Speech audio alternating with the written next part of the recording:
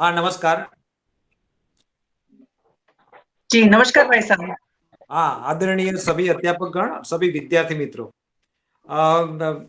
पिछली बार हमने पिछले व्याख्यान में कपी कच्चू के बारे में उस कपी कच्चू का एक्सटर्नल यूज के बारे में बताया गया। आपने बताया था जो संन्यास चिकित्सा में वो बेहतरीन काम करता है। वो चरक संहिता में लिखा है, तो हमें बहुत ध्यान रखने की आवश्यकता है। संन्यास चिकित्सा में सेरेब्रल इस्कीमिया और इस्चामिक हार्ट डिसीज को करेक्ट कर सके ऐसे प्रमाथी द्रव्यों का भी उपयोग चरक संहिता ने किया था। वो भी हमारे लिए बहुत उपयोगी चीज है। संन्यास उदरसूल और रुरसूल में भी आयुर्वेदिक वनस्पतियां बहुत अच्छा काम करती है। ये संन्यास और उदरसूल उरसूल ये सभी व्याधियों में हमें मर्दन चिकित्सा भी करना चाहिए। पुष्प पर पीठ ऊपर हाथ घुमाना चाहिए, दोनों हाथों में पैरों में ऐसा मर्दन करना चाहिए, जैसे इससे फायदा होता है। ये मर्दन चिकित्सा से भी बहुत इनमें फायदा होता है। आज का दिन बहुत बेहतरीन दिन है। आज पुष्य नक्षत्र है और पुष्य नक्षत्र पे बहुत बेहतरीन दिन आया है। और पिछले 2-3 दिन पहले ही पूनम गई है, तो पूनम और पूनम के आसपास पुष्य नक्षत्र तो बहुत अच्छा माना जाता है। वनस्पतियों को वैसे भी तोड़ा नहीं जाता है, उसको अमास पूनम ग्रह नक्षत्र का नियम लगता है। तो ये आज पुष्य नक्षत्र है, शुक्रवार का दिन है। शुक्र वैसे भी शुक्र ग्रह है, वो संजीवनी विद्या जानते हैं। और ये आज शुक्र ग्रह है, शनिदेव उनका स्वामी है। बेहतरीन नक्षत्र औषध निर्माण के लिए बहुत अच्छा है। मेरे पिछले कई 7-8 दिनों से, उससे भी ज्यादा दिनों से दंत मंजन हमने मिक्स करके रखा था। दंत मंजन में कई चीजें वैसे ही मिक्स नहीं होती, तो कल शाम को जैसे 7:50 को गुरु पुरुषामृत चालू हुआ, तो फिर उसको पूरा करने की कोशिश की। आज भी काफी कुछ पूरा किया। तो वनस औषधि निर्माण के लिए भी बहुत अच्छा है, वनस्पति को ग्रहण करने के लिए भी बहुत अच्छा अच्छा दिन है। वनस्पति का बहुत आदर करना चाहिए, वैसे ही वनस्पति को तोड़ना नहीं चाहिए। मान लो कोई रिनोवेशन हो रहा है, कंस्ट्रक्शन काम हो रहा है, तो बीच में कोई वनस्पति वृक्ष आता है, तो उसको हो सके तो बचाने की कोशिश करना चाहिए, वैसे तोड़ना नहीं चाहिए। आयुर्वेद कर्मों को सिद्धांत को मानते हैं। आर्य संहिता में स्पष्ट लिखा गया है कि ऐसे ऐसे पाप करने से ऐसी ऐसी बीमारी होती है। उसमें लिखा गया है कि वनस्पतियों वृक्षों की हत्या करने से, उनको ईजा करने, उसको इंजरी करने से मल्टीपल वुंड्स और बहुत बड़ी बड़ी तकलीफ देने वाली बीमारी करती है। हमारे जो घर यदि मार्जिन वाला हो या कंपाउंड वाला हो, हमारे पास फार्म हो, एक कोई ऐसी अच्छी जगह हो, तो बिल का वृक्ष, तुलसी का पौधा लगाना चाहिए। घर के आसपास वासा, अश्वगंधा, गुडुचि, वरुण, भू आमलकी, कंटकारी, गोक्षुर, गोरखमुंडी जैसी वनस्पति उगा लेना चाहिए। ये वनस्पतियां पॉजिटिव एनर्जी देती है, आशीर्वाद भी देती है। वनस्पति का लोग पूजा भी करते हैं, तुलसी की पूजा करते हैं, बिल की पूजा करते हैं। लोग शनिवार को भी पीपल के वृक्ष की पूजा करते हैं। उनको शनिवार को पीपल के वृक्ष को पानी देते हैं और शाम को 5 के 8 के बीच पीपल के वृक्ष के पास तिल का से दीप प्रागट्य करते हैं। आज मैं एक अच्छी वनस्पति बताना चाहता हूँ, एक कंटकारी है। एक कंटकारी के बारे में बताना चाहता हूँ, और जो हमने उसका काफी अच्छा अनुभव लिया है। तो कंटकारी का लेटिन नाम है सोलिनम जेंथोकार्पम। जेंथो का मतलब होता है येलो, और कार्पो मीन्स फ्रूट्स। उसका जो फ्रूट्स होता है, जो पक्व होने पर येलो हो जाता है। कंटकारी उसका नाम है कि उसमें बहुत सारे स्पाइन होते हैं, बहुत सारे कंटक होते हैं। उसके रूट्स और उसके ब्रांचेस में ऐसे अच्छे अच्छे एक्टिव प्रिंसिपल्स, उसको बचाने के लिए कुदरत ने ऐसे कंटक रखे हैं। कंटकारी वैसे व्यापक होती है, जैसे कई चीजें व्यापक होती है। अर्क भी बहुत सारे व्यापक होते हैं। और लेकिन ये वनस्पति व्यापक क्यों होती है? हर गांव में, हर जिले में कहीं भी जाओ तो अर्क मिल जाता है। कंटकारी भी कहीं भी जाओ तो हो सके तो हर एक गांव में मिल जाती है, क्योंकि इसका अच्छा मेडिकल यूज है। जैसे अर्क है तो ये डॉग बाइट में उपयोगी है, कई सारे वुंड्स में और कई सारे मेडिकल इमरजेंसी में काम आती है। ऐसे ही जो कंटकारी है वो भी कई पल्मोनरी डिसीज में है, कोई इमरजेंसी में भी काम आ सकती है। बहुत अच्छी मेडिसिन है। तो ये प्रैक्टिकली जो ये कंटकारी है, ये हमने घर पे इसका पौधा लगाया है। यदि दिखने को मिल जाए तो ये कंटकारी घर में पौधा है। पास में ये बोए आंवले की है। यदि दिखता है तो ये बोए आंवले की है, और साथ में एक कंटकारी है। तो ये कंटकारी है, तो उसका जो पंचांग लेना चाहिए, और उसका पंचांग लेना चाहिए। और अब प्रैक्टिकली उसके पहले से ही उसके कंटक निकाल देने चाहिए, उसको कंटक सुखाते समय उसके कंटक निकालने चाहिए। वैसे पत्र उसके इतने पत्र लेते नहीं है, उसकी जो ब्रांचेस है उसके स्टेम लेते हैं और उसके रूट्स लेते हैं। तो ये जो उनके जो ब्रांचेस है और उसमें से कंटक पहले से निकालने की कोशिश करनी चाहिए। उसको 6 बार बार बार धोना चाहिए। वो कंटकारी वैसे ही गाँव में वैसे ही हो जाती है, लेकिन इस बात का ख्याल रखे कि शौच अपवित्र जगह पर से लेने नहीं चाहिए, स्मशान के नजदीक से अपवित्र जगह से नहीं लेनी चाहिए। और उसको 6 बार धोने के बाद, साफ करने के बाद उसको अच्छी तरह टुकड़ा करके सूखा देनी चाहिए। वह जैसे ही सूखा 4 दिन 6 दिन के बाद वो सूख जाती है, जैसे वातावरण में मॉइस्चर कम होता है इतना जल्दी सूख जाती है। फिर उसको उसको सूखने के बाद भी उसका कंटक निकाल देते हैं और एक एक जो उसकी स्टिक है उसको तोड़ कूटते हैं। एक एक स्टिक है उसको कूटते हैं, ऐसे 3-4 ऐसे 3-4 मेरे पास ये है। और उसको ये सीजर से उसके कंटक निकाल देने चाहिए कूटते समय, और कूटना चाहिए। और थोड़ा थोड़ा सा कूटने के बाद उसको मिक्सर में क्रश करना चाहिए। उसको मशीन में नहीं डालना चाहिए। मशीन में मान लो कोई फार्मेसी एक साथ ज्यादा क्वांटिटी में डालोगे तो एक एक स्टिक उसकी चेक नहीं होगी, उसकी एक एक स्टिक चेक करनी चाहिए, उसके सारे कंटक निकालने चाहिए। फिर एक उसको कूटने के बाद उसको मिक्सर में एक राउंड में थोड़ा सा क्रश करना चाहिए। फिर उसको छान कर उसका जो पहला पाउडर है उसको निकाल देना चाहिए। फिर उसका जो सेकंड प्रोसीजर है उसमें से जो निकले वो निकलना चाहिए। तो ऐसा एक वंडरफुल ऐसा यवकुट निकलता है। एक अभी 10-15 दिन के पहले ही ऐसे यवकुट उसका ग्रेन्यूल्स तैयार किया है। ये बहुत काम की चीज है, ये कंटकारी है, ये बहुत काम की चीज है। उसको चरक संहिता वो भाव प्रकाश में स्पष्ट लिखा कि रुक्ष उष्णा पाचनी काश्वास ज्वर का कफ अनिलानम नियंति पीनसम पार्श्व पीड़ा कृमि हृदयामन। बहुत अच्छी चीज लिखी है। Obstructive pulmonary disease, inflammatory pulmonary disease, heart disease में बहुत अच्छी काम की चीज है। एक खांसी के लिए बहुत अद्भुत चीज है। किसी को खांसी है तो ऑयल और ऑयल प्रोडक्ट्स बंद करने चाहिए, अच्छी तरह पथ्य पालन करने चाहिए, मिल्क और मिल्क प्रोडक्ट्स बंद करने चाहिए थोड़े दिन। कई खांसी के दर्द ही ऐसे होते हुए 2-2 महीना हो गए, बहुत सारी कफ सप्रेसेंट एंटीबायोटिक ली लेकिन मिटती नहीं है। तो ऐसे ये पहले ऑयल और ऑयल की प्रोडक्ट्स बंद करे, थोड़ा पथ्य पालन करे, ऐसी वनस्पतियां ले तो तुरंत ही जल्दी से खांसी आराम हो जाती है। पथ्य पालन की बहुत जरूरत होती है। और ये जो ग्रेन्यूल्स बन गए, उस ग्रेन्यूल्स में आप मुस्ता विस्वा ऐसा बना सकते हैं। और ऐसे 30 ग्राम के ऐसे छोटे छोटे क्वाथ के पैकेट लेने चाहिए। मान लो आपके जो बाजार में मिलते हैं 500 ग्राम का क्वाथ के पैकेट से या 1 किलो क्वाथ के पैकेट से, ऐसा नहीं करने चाहिए।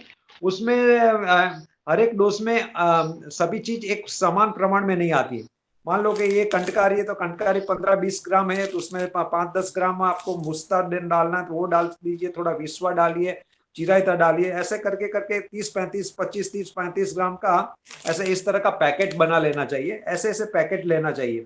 इस पैकेट को आप पानी में भिगो दीजिए, 250 ml पानी में, रात को सोते समय 1 घंटा भिगो दीजिए। फिर धीमे ताप बॉईल करके छान कर पी लीजिए। उसी तरह उसी को भी रात को भिगोकर सुबह 6 बजे फिर से पी लीजिए। यदि मूर मूर लेना हो तो 2 के जगह 3 बार ले लीजिए। इस तरह से उसका उपयोग किया जाता है। तो ये कंटकारी है, ये श्वास काश इसमें उपयोगी है, वो खांसी के लिए बहुत अद्भुत उपयोगी है। एक प्रयोग ऐसा है कि कंटकारी क्वाथ को पहले बना लीजिए, उसमें फिर मूंग डाल के उसको मूंग पका दीजिए। फिर जो मूंग पक जाए उसमें आंवला की चूर्ण डाल के फिर वो मूंग खाना रखिए। ऐसा प्रयोग चरक संहिता में लिखा गया है और बापालाल वैद्य ने भी इसका किया है।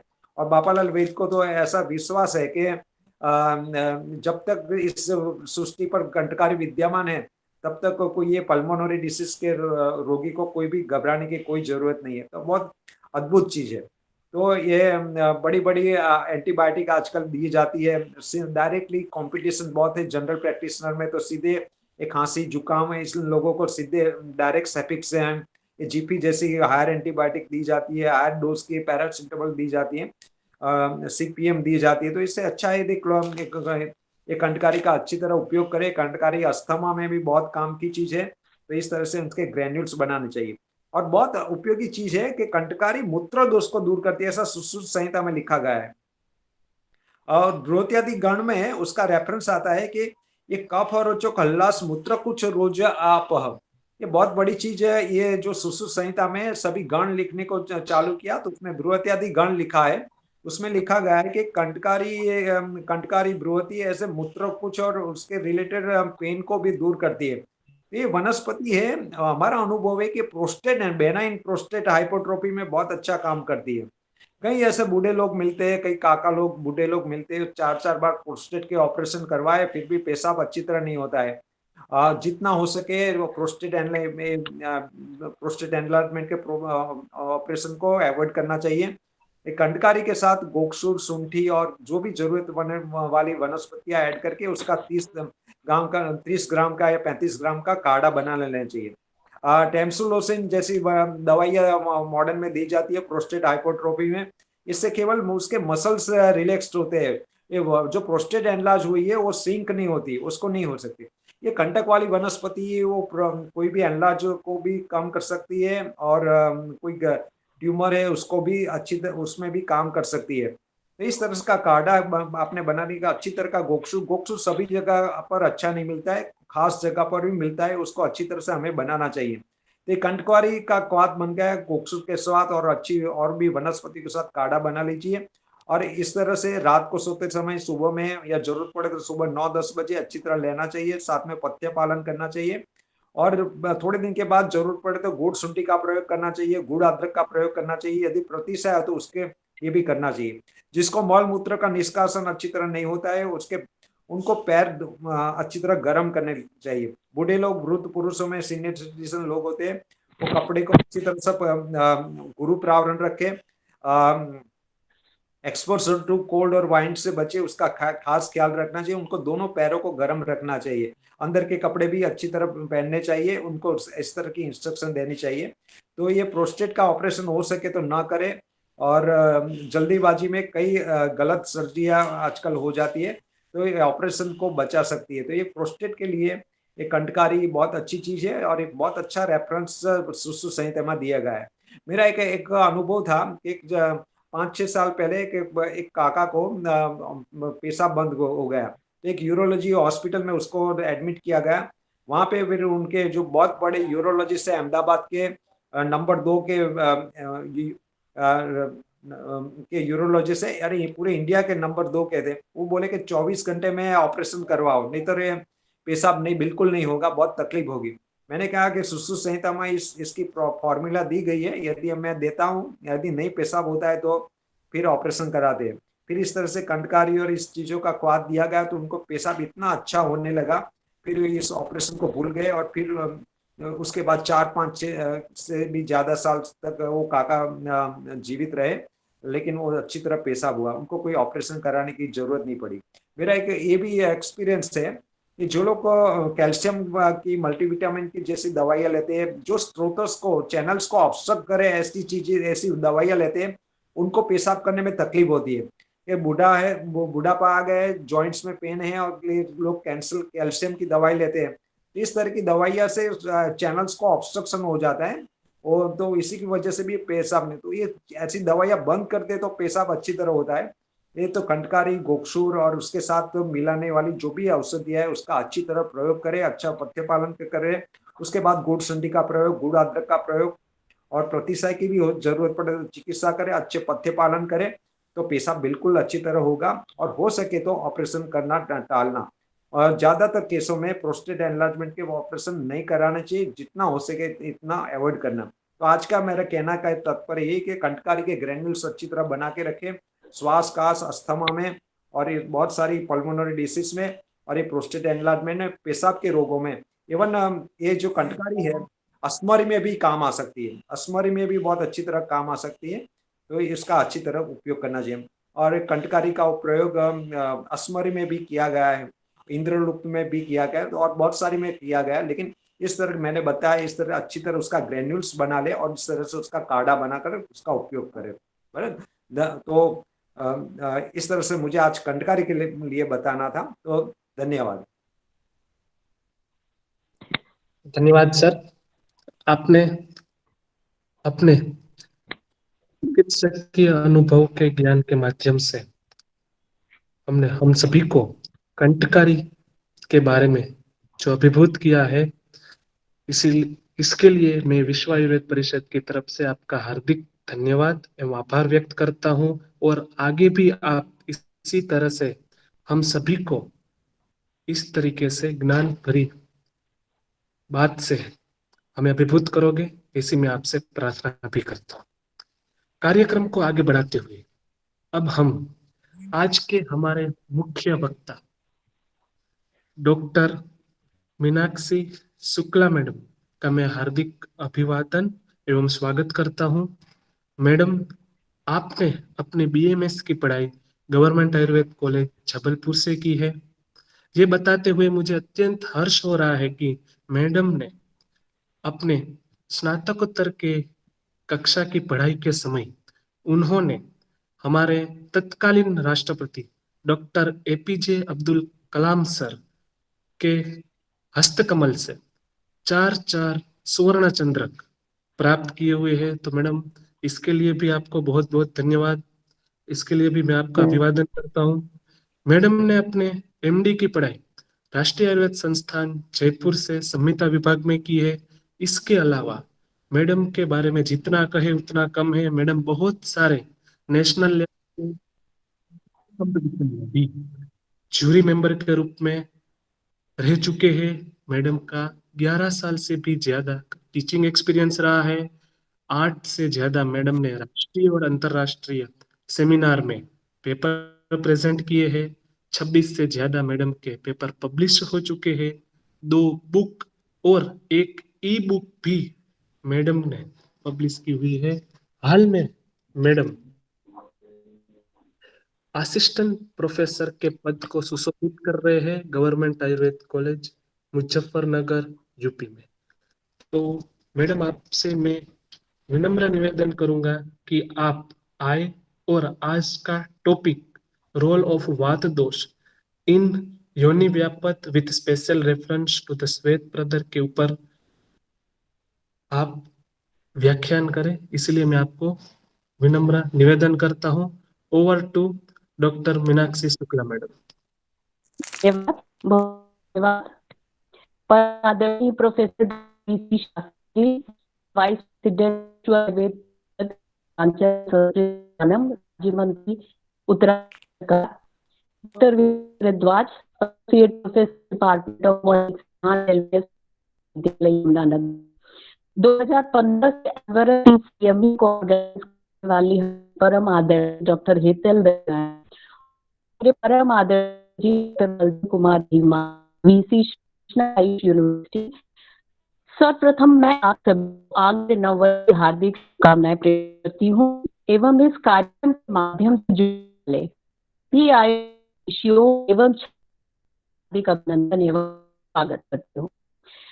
अभिभूत हूँ आज अपनी इस मातृ संस्था जयपुर की इकाई का हिस्सा बनकर, जिसके लिए मैं परम आदरणीय गुरुजी बलदेव कुमार धीमान जी और ऋणी हूँ, जिन्होंने मुझे अवसर प्रदान किया मैं अपने के माध्यम से साझा कर सकूं। राष्ट्रीय आयुर्वेद को करने का आपका निश्चित ही सही है और सही के आदाय व्याख्यान माला से निश्चित ही हम सभी प्रेरित होते हैं। व्याख्यान माला करते पुनः आप सभी का वंदन करती हुई आप व्याख्यान दोष इन व्यापक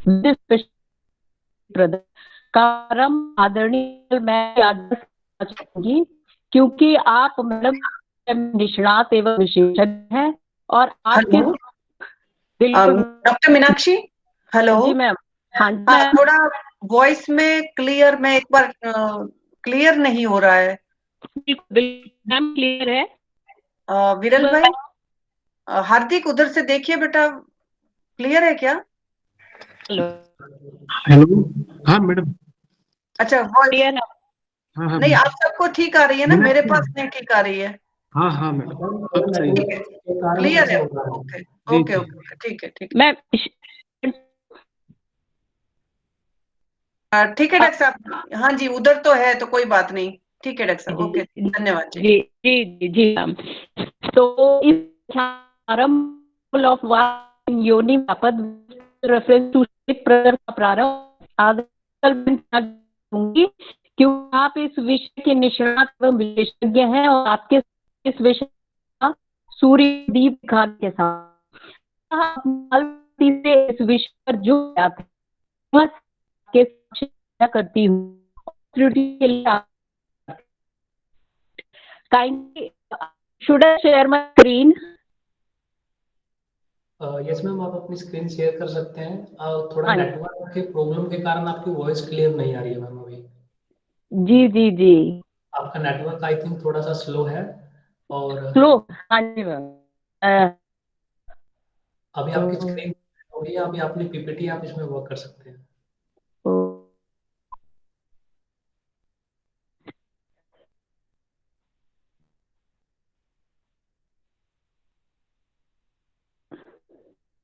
जी स्क्रीन दिख, कंटिन्यू करूं? हाँ यस मैम, अभी आपकी स्क्रीन दिख रही है। आवाज सर? थोड़ा सा डिस्टरबेंस है मैडम, वॉइस आपकी क्लियर नहीं आ पा रही है, लेकिन जी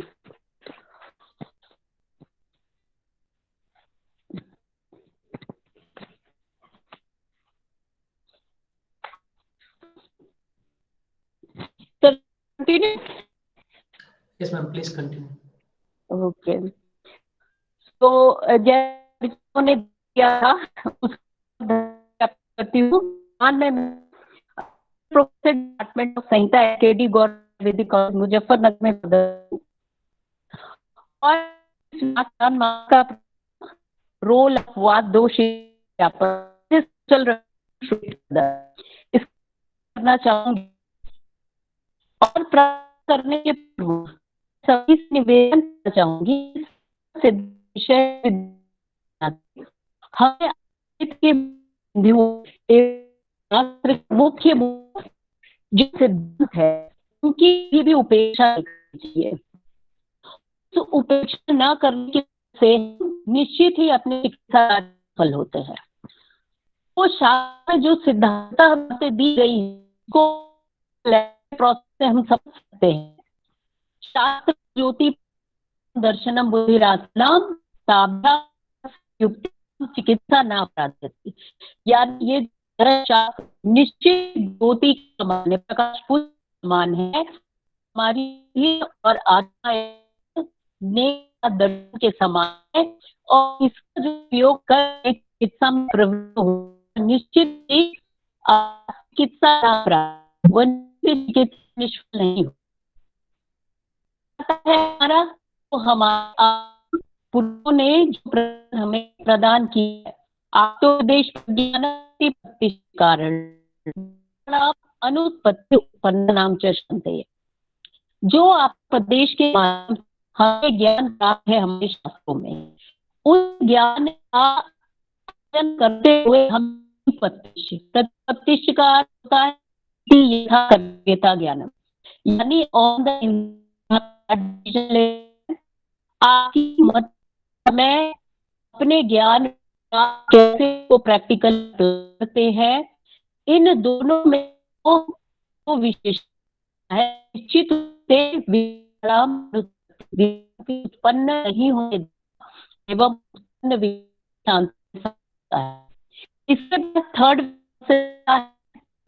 किसी भी व्याधि या रोग की किसी भी परीक्षा करके प्रवृत्त हो, परीक्षा कारणों में कुछ लाभ कहा है।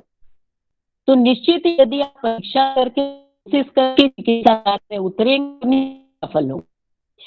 इसके आचार्य सिद्धांत बोलते हैं कि विषय विकाराम लक्षण कार्य साधेषु, यानी विषय को सर्वप्रथम परीक्षा करके विकारों की परीक्षा के कर्म आर्थे चिकित्सा में वो चिकित्सा अपना कार्य फल नहीं होता।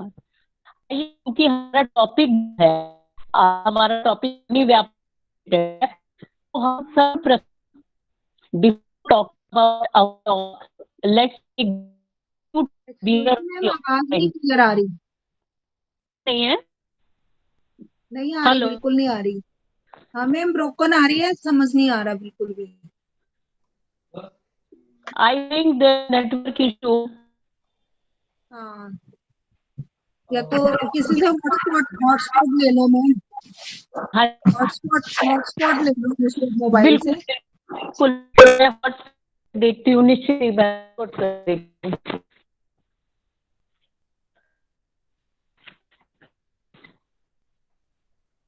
विरल भाई,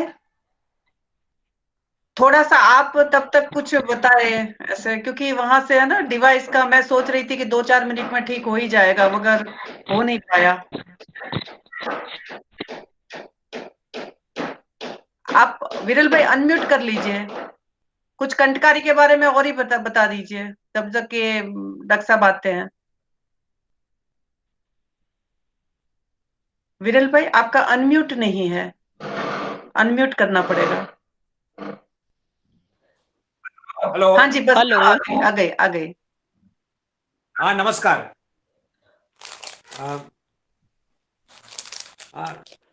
तो ये कंटकारी के बारे में हम बता रहे थे। तो जैसे कंटकारी के ग्रेन्यूल्स बनाने चाहिए, वैसे कंटकारी के आंवले, कंटकारी के घृत, ऐसे बहुत सारी चीजें मिलती है। कंटकारी का स्वरस भी उसका इस्तेमाल किया जाता है, इंद्रलूत में ऐसा लिखा गया है। लेकिन हमारा ये सालों से ये कंटकारी का ग्रेन्यूल्स बहुत अच्छी तरह काम करता है। तो ये अभी सीजन चल रही है और हर जगह पे कंटकारी मिलती है, और गांव में बहुत कंटकारी है। तो हमें बहुत दुख होता है कि वहां के लोग अस्थमा की दवाई लेने के, खांसी की दवाई लेने के लिए शहर में आते हैं, लेकिन उनके यहाँ भी ये कंटकारी बिल्कुल अच्छी है। तो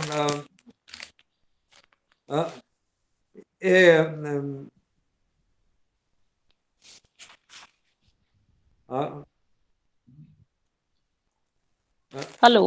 हाँ, ये कंटकारी है।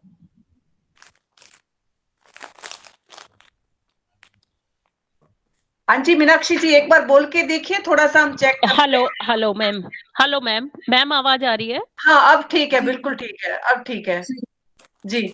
गीता मैम ठीक है ना? ठीक है मैम, कंटिन्यू करूं मैं? हाँ जी, हाँ जी, हाँ आप जी। करो। यस मैम, मीनाक्षी मैम आ रही है आवाज क्लियर? हाँ, अब ठीक है, अब मैम ठीक आवाज है। क्लियर? जी जी जी, अब ठीक है डॉक्टर साहब।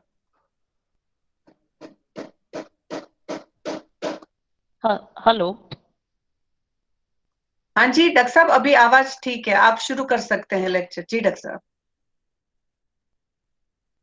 मेरी आवाज आ रही है उधर? जी मैम आ रही है। जी जी, हाँ जी, हाँ जी, अब आप आपकी आवाज क्लियर आ रही है। हेतल मैम आपकी भी क्लियर आ रही है। हाँ जी, हाँ जी, ठीक है अच्छा, जी। तो मैम मैं कंटिन्यू करूं फिर? जी डॉक्टर साहब। हाँ जी ma'am. So before having a look on the today's topic, first of all, we should pray gratitude to the bearer of our offspring, that is स्त्री। तो यत्र नार्यस्तु पूज्यन्ते रमन्ते तत्र देवता। हमारे यहाँ शास्त्रों में स्त्री का स्थान सर्व प्रमुख है। क्यों? Why? Because all the creature existence is stored by the unique power of reproduction। यानी कि स्त्री ही रूट कॉज है रिप्रोडक्शन के लिए। द प्रोसेस इज प्रेजवर्दी, यानी कि आचार्य चरक ने इस प्रोसेस को ही प्रेजवर्दी करते हुए कहा है कि स्त्रीषु अपत्य प्रतिष्ठितम, यानी स्त्री के ही अधीन अपत्य प्रतिष्ठित है। इवन दो आचार्य चरक ने यह भी कहा है कि धर्म अर्थो स्त्रीषु लक्ष्मीश्च स्त्रीषु लोक प्रतिष्ठिता, यानी स्त्री के ही अधीन धर्म, अर्थ, लक्ष्मी एवं दोनों लोग प्रतिष्ठित है। अपत्य का मूल नारी को परम माना गया है। तो हम देखते हैं, ओवरऑल देखते हैं कि स्त्री चूंकि बियरर ऑफ ऑफस्प्रिंग है, तो इससे संबंधित रोगों को हमको दूर करने का हमारा प्रधान मुख्य उद्देश्य होना चाहिए। अब हम ये देखें कि आचार्य चरक ने ये योनि व्यापद रोगों का वर्णन आचार्य चरक ने चिकित्सा स्थान के 30वें अध्याय में किया है। But have you ever wonder ऐसा क्यों किया है उन्होंने? आचार्य चरक ने 30वें स्थान में, 3रे अध्याय में जाके, चिकित्सा के 30वें अध्याय में जाके योनि व्यापद का वर्णन किया है। तो हम देखते हैं चूंकि 26वें चैप्टर के बाद, 3वीं अध्याय के बाद जितनी प्रकार की व्याधियां उन्होंने वर्णित की हैं सब वात प्रधान व्याधि है। 27वां चैप्टर देखें हम तो उरु स्तंभ, 28वां वात व्याधि, 29वां वात रक्त या वात शोणित। तो उसके पश्चात तो आचार्य चक्रपाणी कहते हैं कि वात रक्त की चिकित्सा के अनंतर, वात रक्त चिकित्सा पर बताने के पश्चात जो विषय परिशेष रह गए, यानी वात से संबंधित जो व्याधियां परिशेष रह गई और वात से ही कृतत्व होने वाली व्याधि योनि व्यापित का हम वर्णन करेंगे। यानी कि वात दोष की प्रमुखता को बताते हुए आचार्य चरक कहते हैं कि बिना वात के न ही वातावृत्ति योनि नारीणाम संप्रदुष्यति, यानी बिना वात के किसी भी प्रकार का योनि रोग होना संभव नहीं है। अब हम इसके पश्चात आते हैं कि जो हमारा विषय है योनि व्यापद। बेसिकली योनि व्यापद के कारणों का वर्णन करते हुए आचार्य चरक ने मुख्यतः कहा है कि मिथ्याचारेण ताम स्त्रीणाम प्रदुष्टेन आर्तवेंच जायन्ते बीज दोषाच देवाच शृणुता पृथक। अब हम ये देखें कि मिथ्याचार विहार में क्या आएगा। तो मिथ्याचार में हम आहार प्लस आचार और विहार दोनों ले सकते हैं।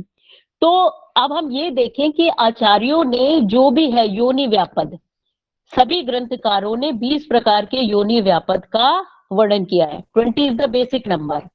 फॉर सम रीजन ये इन्होंने 20 प्रकार के योनि व्यापद का वर्णन किया है, जो कि प्रमुखतः वातला योनि व्यापद से स्टार्ट होके महायोनि पे एंड करता है।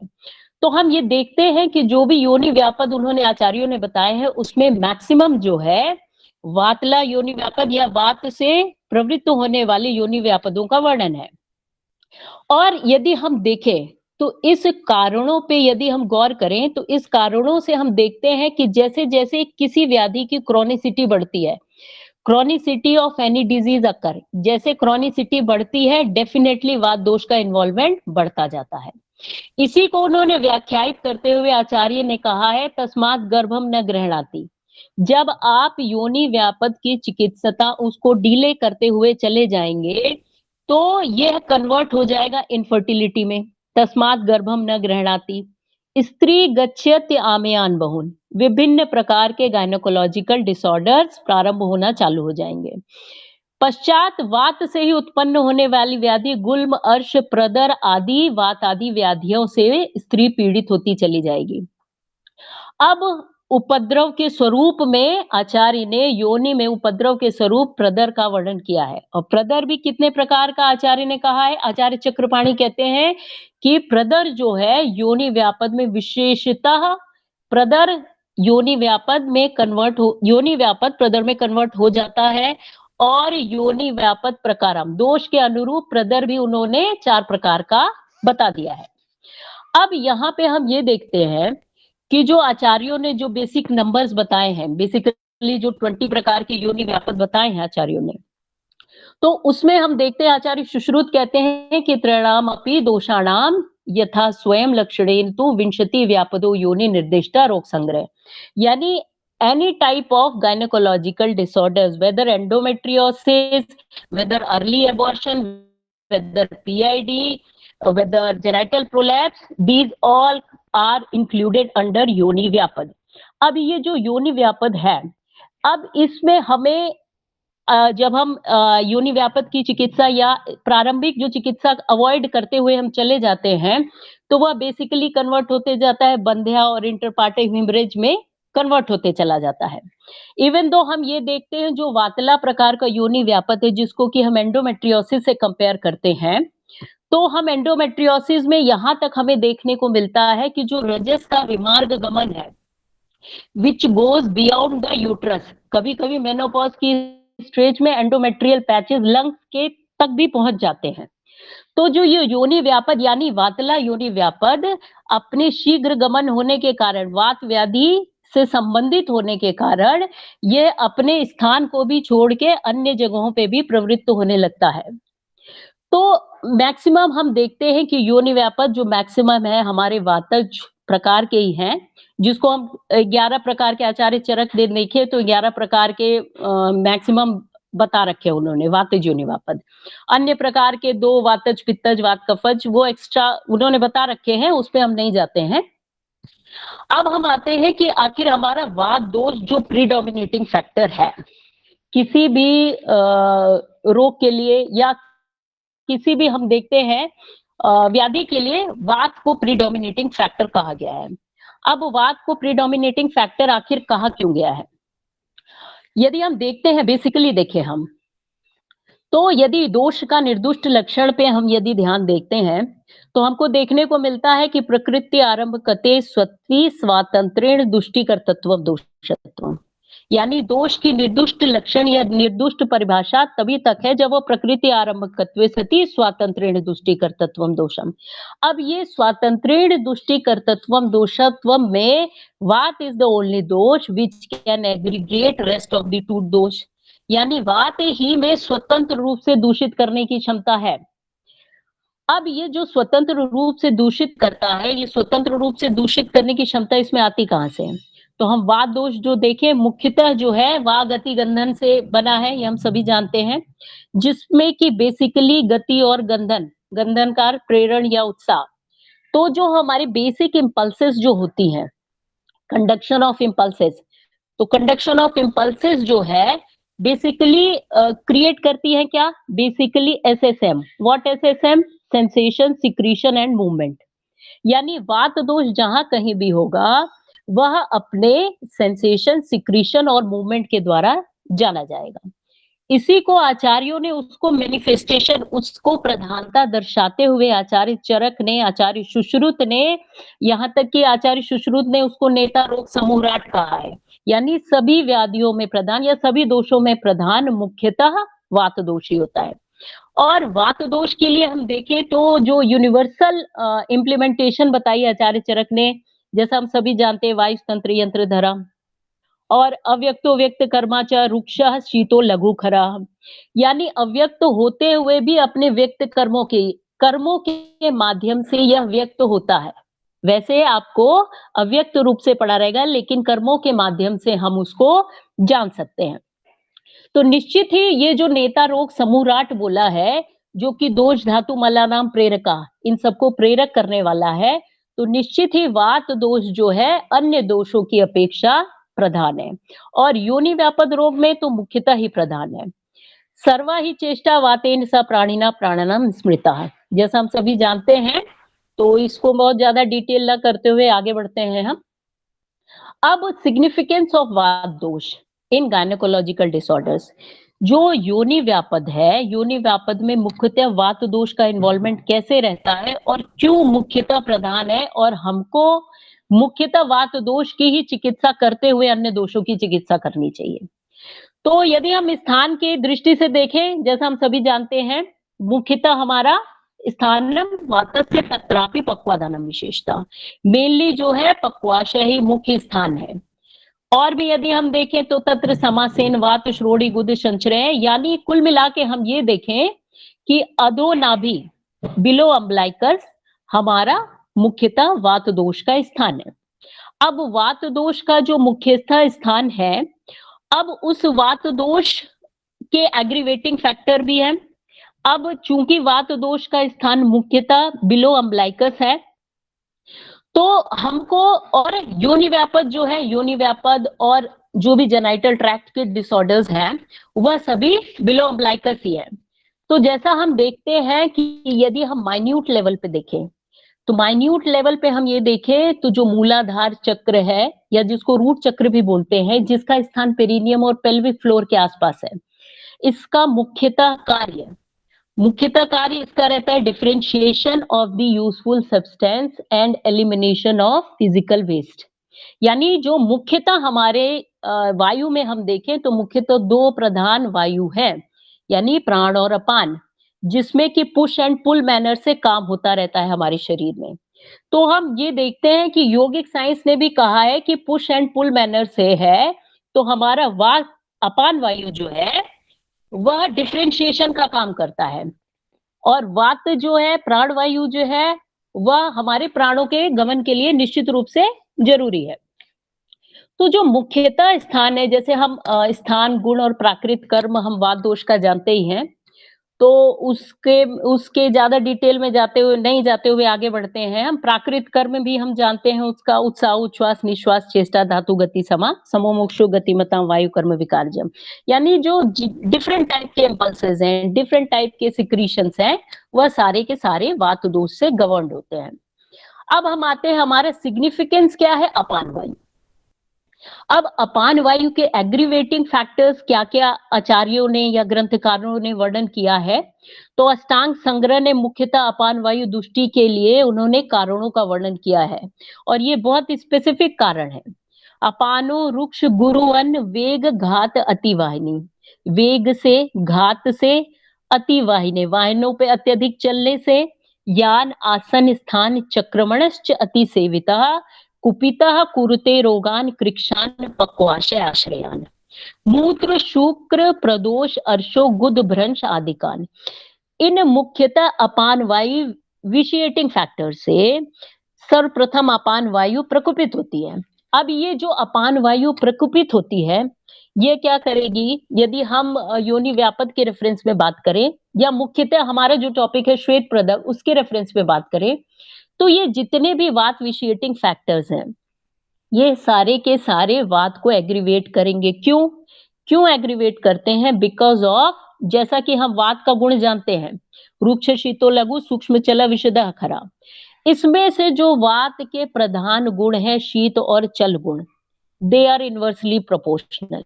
यदि शीत गुण बढ़ेगा तो चल गुण कम होगा, चल गुण बढ़ेगा तो शीत गुण कम होगा। तो ये जो शीत और चल गुण है, ये दोनों फैक्टर ही डिसाइड करते हैं वात के एग्रीवेशन के लिए। अब इन दोनों फैक्टर से, शीत और चल गुण की वजह से, स्रोतस संकोच, जठराग्नि मांद, अब जठराग्नि मांद से चूंकि आम रस का फॉर्मेशन होता है, अब उस अपक्व आम रस से धात्वाग्नि मांद्य, धात्वाग्नि मांद को हम किससे कंपेयर कर सकते हैं? It can be compared with the enzymes, it can be compared with the hormonal actions. तो धात्वाग्नि मांद से क्या होता है कि लैक ऑफ पोषक रस, जो हमारी रस धातु फॉर्म होती है वह अपूर्ण रूप से फॉर्म होगी, जैसा हम सभी जानते हैं। अब यह जो रस है, यह मुख्यतः 3 प्रकार से हम इसको डिफरेंशिएट कर सकते हैं, जो आद्य रस धातु फॉर्म होती है। इस आद्य रस धातु जो है वह धातु फॉर्म में होता है, जो कि हमारे लिए एसेंशियल है, जो कि धारण और पोषण का काम करता है। इसके पश्चात यही रस जो है दोष फॉर्म में भी स्टैब्लिश होता है, जो कि उसका मध्यम फॉर्म है, सूक्ष्म से बढ़ता हुआ मध्यम फॉर्म में रस जो है दोष के रूप में स्थापित रहता है। मल के रूप में देखें तो जैसे ही हम और आगे बढ़ते हैं, जैसा हम सभी जानते हैं रस का मल कब बताया गया है, तो जैसे ही वह रस स्थूलता का रूप धारण करता है, वह अपने मल फॉर्म में कन्वर्ट होते हुए म्यूकस में चेंज होता है, which when excreted the normal amount, जब वह अपनी मात्रा से अधिक मात्रा में निकलता है तो वह आगे अपनी अग्रिम धातु रक्त के क्षय को बढ़ाता है। जब मल रूप रस अधिक मात्रा में बढ़ता जाएगा, धात्वाग्नि मांद्य होता जाएगा, तो अपनी कंजिक्यूटिव धातु रक्त क्षय इस्टेब्लिश करेगा, जिससे कि जनरल डिबेलिटी होती है। अब ये जनरल डिबेलिटी और अग्रिम धातुओं के क्षय से अगेन सेकेंडरी वात विशिएशन होता है, सेकेंडरी वात प्रकोप होता है। तो ये साइकिल चलती रहती है, लैक ऑफ पोषक रस एंड वाइस वर्सा। जब पोषक रस कम मात्रा में रहेगा, मल स्थूल मात्रा में बढ़ता जाएगा, तो स्रोतो अवरोध करके वात को अगेन प्रकोपित करता चला जाएगा। तो इस तरीके का फॉर्मेशन जो है कि हम देखते हैं योनि व्यापद में, मुख्यतः श्वेत प्रदर में इस तरीके का केमिकल प्रोस्टिट्यूशन चलता रहता है। अब इसके पश्चात हम आगे बढ़ते हैं, आखिर मेनली वात दोष का रोल है क्या डिजीज प्रोड्यूसिंग में? वात का आखिर हम वात को इतना हम प्रीडोमिनेंस क्यों देते हैं? प्रीडोमिनेंस देने के पीछे भी उसका कारण है, आचार्यों ने एकदम क्लियर कट कहा है कि अन्य दोषों की अपेक्षा विभुत्वाद आशुकारित्वाद बलित्वाद अन्य कोपनाथ स्वातंत्र्याद बहुरोगत्वाद दोषाणाम प्रबलो अनिला, यानी कि बाकी दोषों की अपेक्षा वात दोष विभु और व्यापक होने के कारण क्या करता है, it can peep into tiny channels. जो हमारे सूक्ष्म स्रोतस है उसमें दो दोषों की अपेक्षा ये है ज्यादा जल्दी पीप करता है और बहुत ही जल्दी इजिली लार्ज अमाउंट में और स्वतंत्र रूप से, स्वातंत्रेण बहुरोगात, स्वतंत्र रूप से अन्य दोषों की अपेक्षा यह रोग को विशेषण करने का काम प्रारंभ करता है। तो ये जैसे कि हम देखते हैं हमारा और एक कॉमन वर्ड्स मिलता है जो हम सभी जानते हैं, पित्तम पंगु कफा पंगु पंगुवा मलधातुवा वायुना यत्र नियंते तत्र गच्छन्ति मेघवत। बहुत ही कॉमन सा वर्स है जो कि हमारी वायु की श्रेष्ठता को दर्शाता है। अब हम देखते हैं इसी के कंसेक्यूटिवली देखते हैं कि स ही रजो भूयिष्ठ रजस्च प्रवर्तक सर्वभावना। सभी प्रकार की चेष्टाएं, शरीर में जितनी प्रकार की चेष्टाएं हो रही हैं या जितने इंपल्सेस कंडक्शन हो रहे हैं उन सभी में वात दोष का इन्वॉल्वमेंट रहता है। सर्वा ही चेष्टा सर्व शरीर स्पंदनम, सभी प्रकार की चेष्टाएं या सभी प्रकार के कहीं पे भी किसी भी चीज का मूवमेंट या इन्वॉल्वमेंट है तो उसमें निश्चित रूप से वात का ही रोल है। इवन ऑन हम ये भी जानते हैं कि वात दोष जब है तो वो परम योगवाही भी है। योगवाही इन द सेंस कि वह अपना गुण तो धारण किए ही रहता है, साथ साथ अन्य दोष जिसके साथ वह कंबाइंड होगा उसके गुणों को भी धारण कर लेता है। तो वात दोष की प्रधानता बताते हुए आचार्य चरक ने बहुत सारे वर्ष बताए हैं। इसको बढ़ते हुए हम आगे चलते हैं। मेनली हम देखते हैं कि वजाइनल जो डिस्चार्ज है, ये सिक्रीशन है जो हमारा टॉपिक है बेसिकली, उसको हम कैसे आयुर्वेदिक पॉइंट ऑफ व्यू से और मॉडर्न पॉइंट ऑफ व्यू से हम कैसे कोरिलेट कर सकते हैं। जैसा कि हमने पूर्व में देखा था कि मिथ्याचारेण ताम स्त्रीताम प्रदुष्टवेन आर्तवेन चा, जो कि मिथ्याचार, मिथ्या आहार विहार जो था, और आचार्य वाग्भट ने अपद्रव्यों का प्रयोग इत्यादि भी बताया है। इसको हम कैसे कंपेयर कर सकते हैं?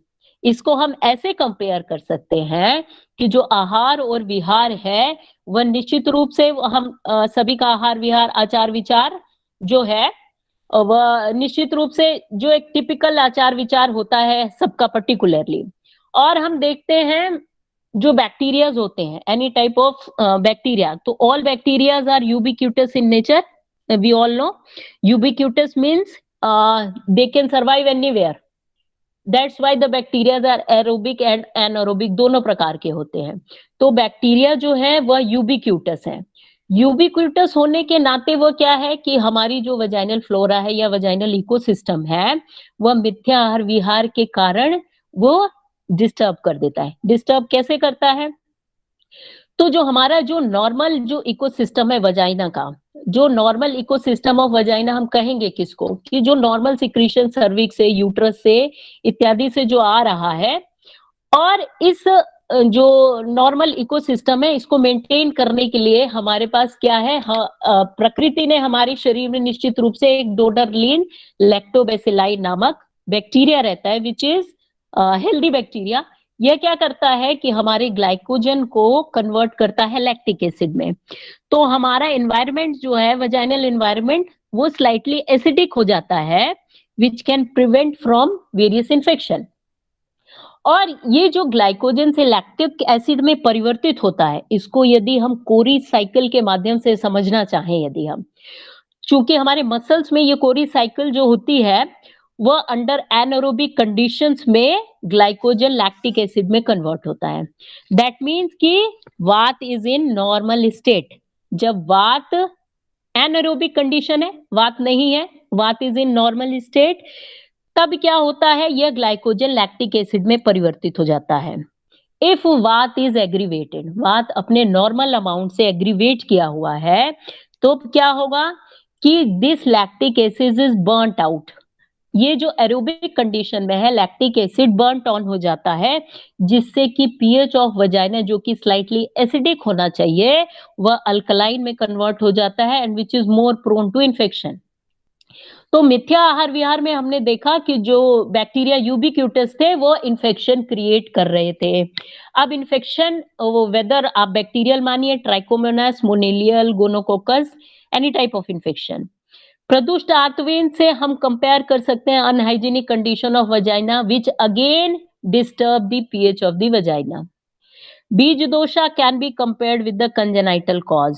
कंजेनाइटल कॉज में वेदर आप मान लीजिए चाहे सिंड्रोमिक हो चाहे एनाटॉमिकल डिफेक्ट हो, बीज दोष में ये सभी प्रकार के निदान आ जाते हैं.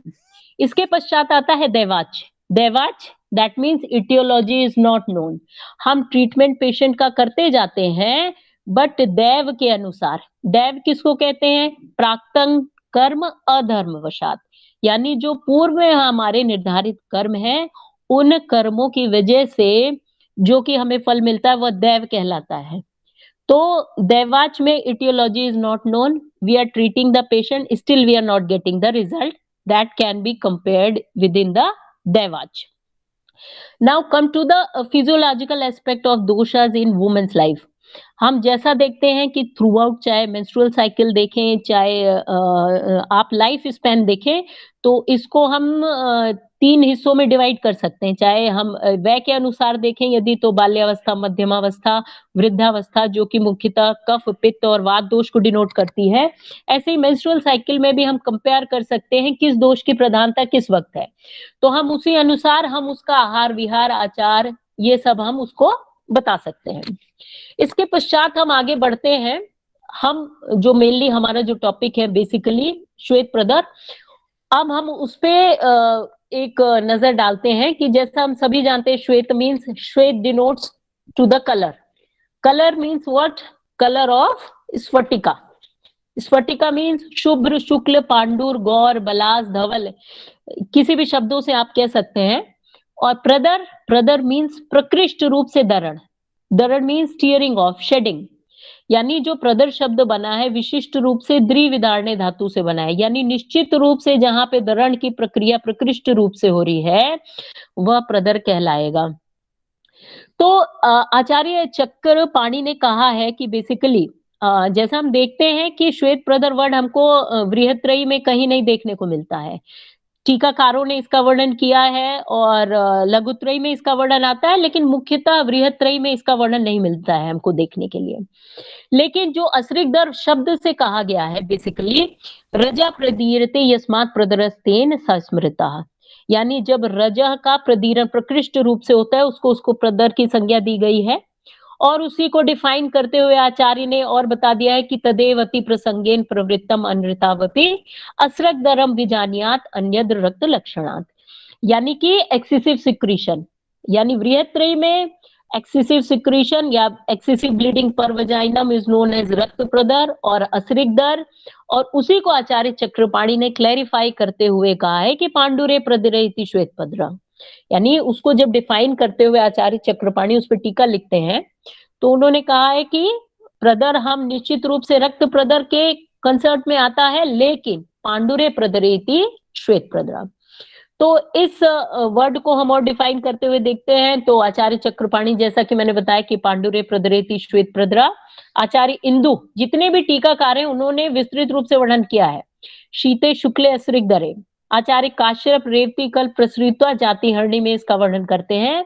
और आचार्य शारंगधर, भाव प्रकाश, योग रत्नाकर में आपको श्वेत प्रदर शब्द मिल जाएगा. वसवारिजियम ने, उन्होंने अस्त्री स्राव से इसको कंपेयर करते हुए, जो कि विसर्गंधी है, उसके कंसर्ट में उन्होंने श्वेत प्रदर वर्ड बताया है.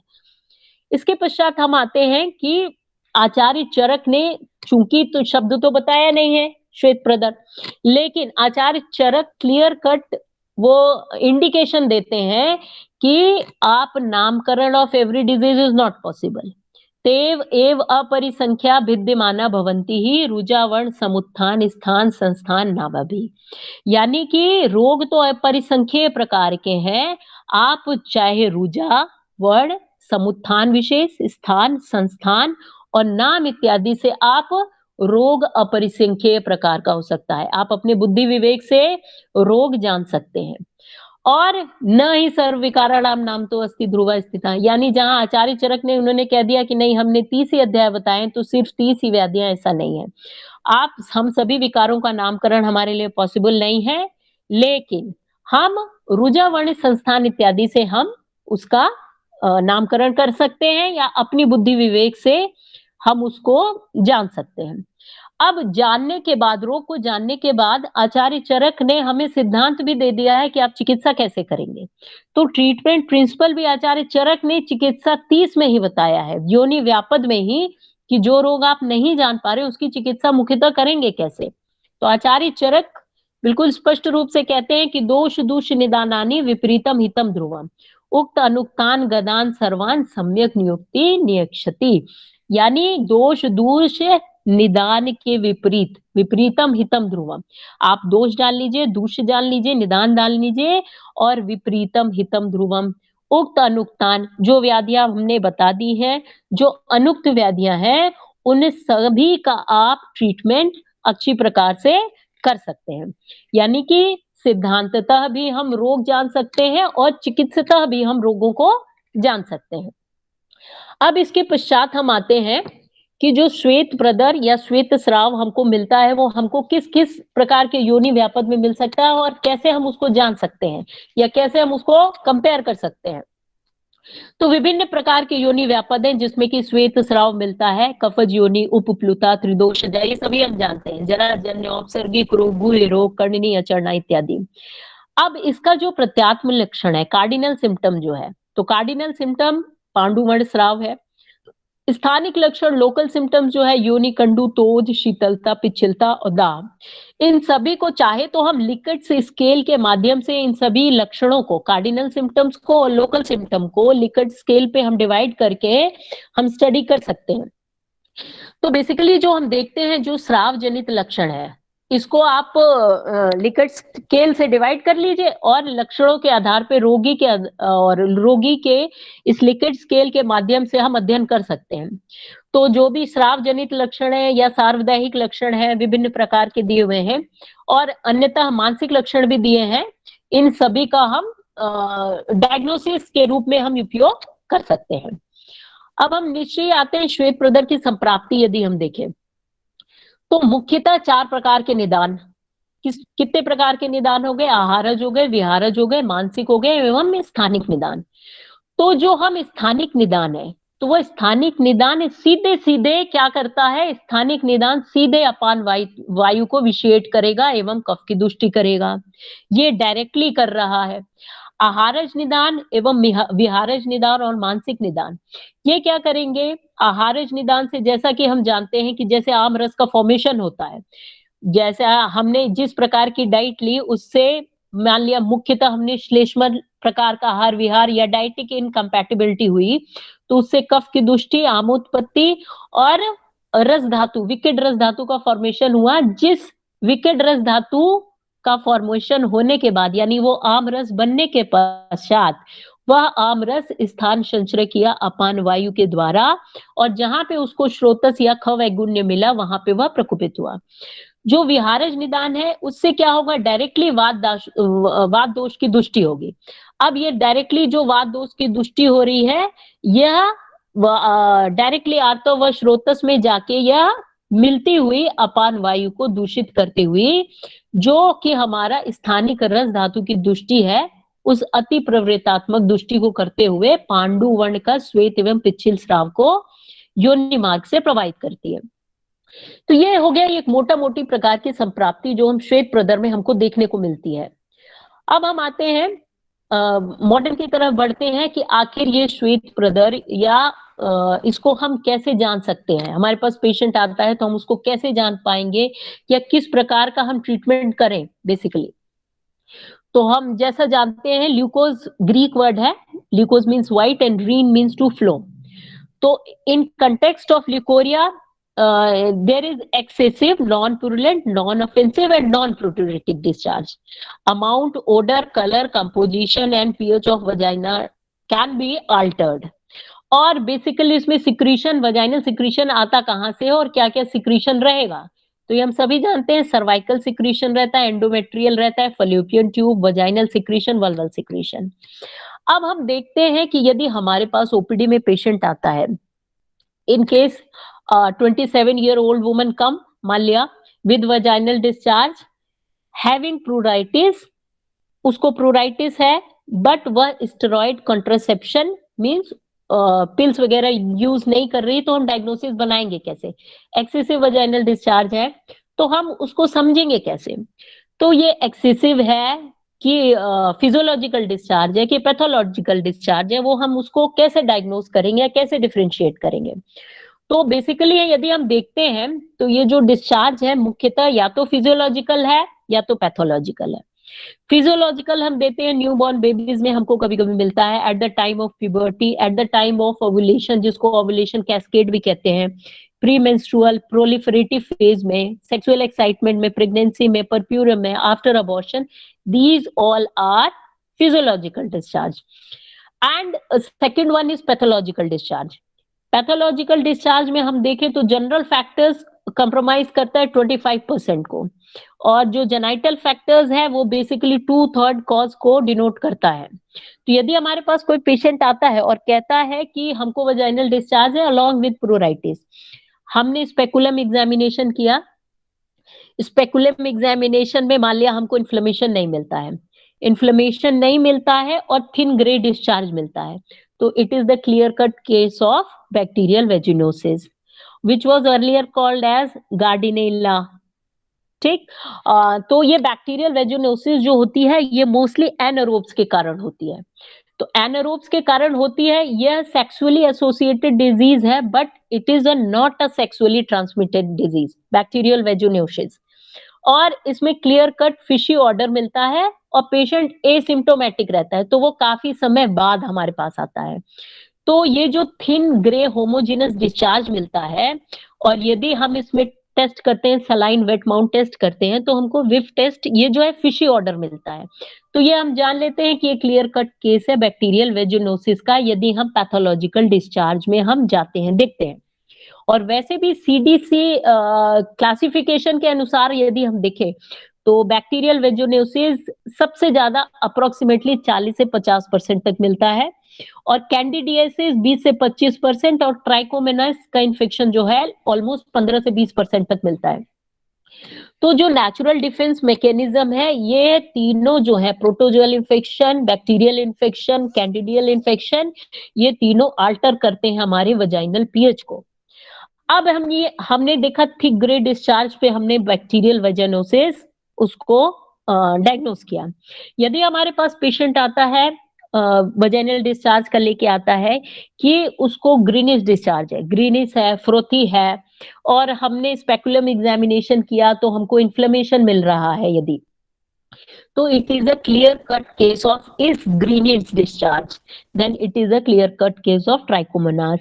अब ये ट्राइकोमोनास इन्फेक्शन जो है यह एसटीडी के अंतर्गत आता है, एसटीडी के अंतर्गत आता है। इसमें स्पेशली पिंग पोंग इफेक्ट देखने को मिलता है।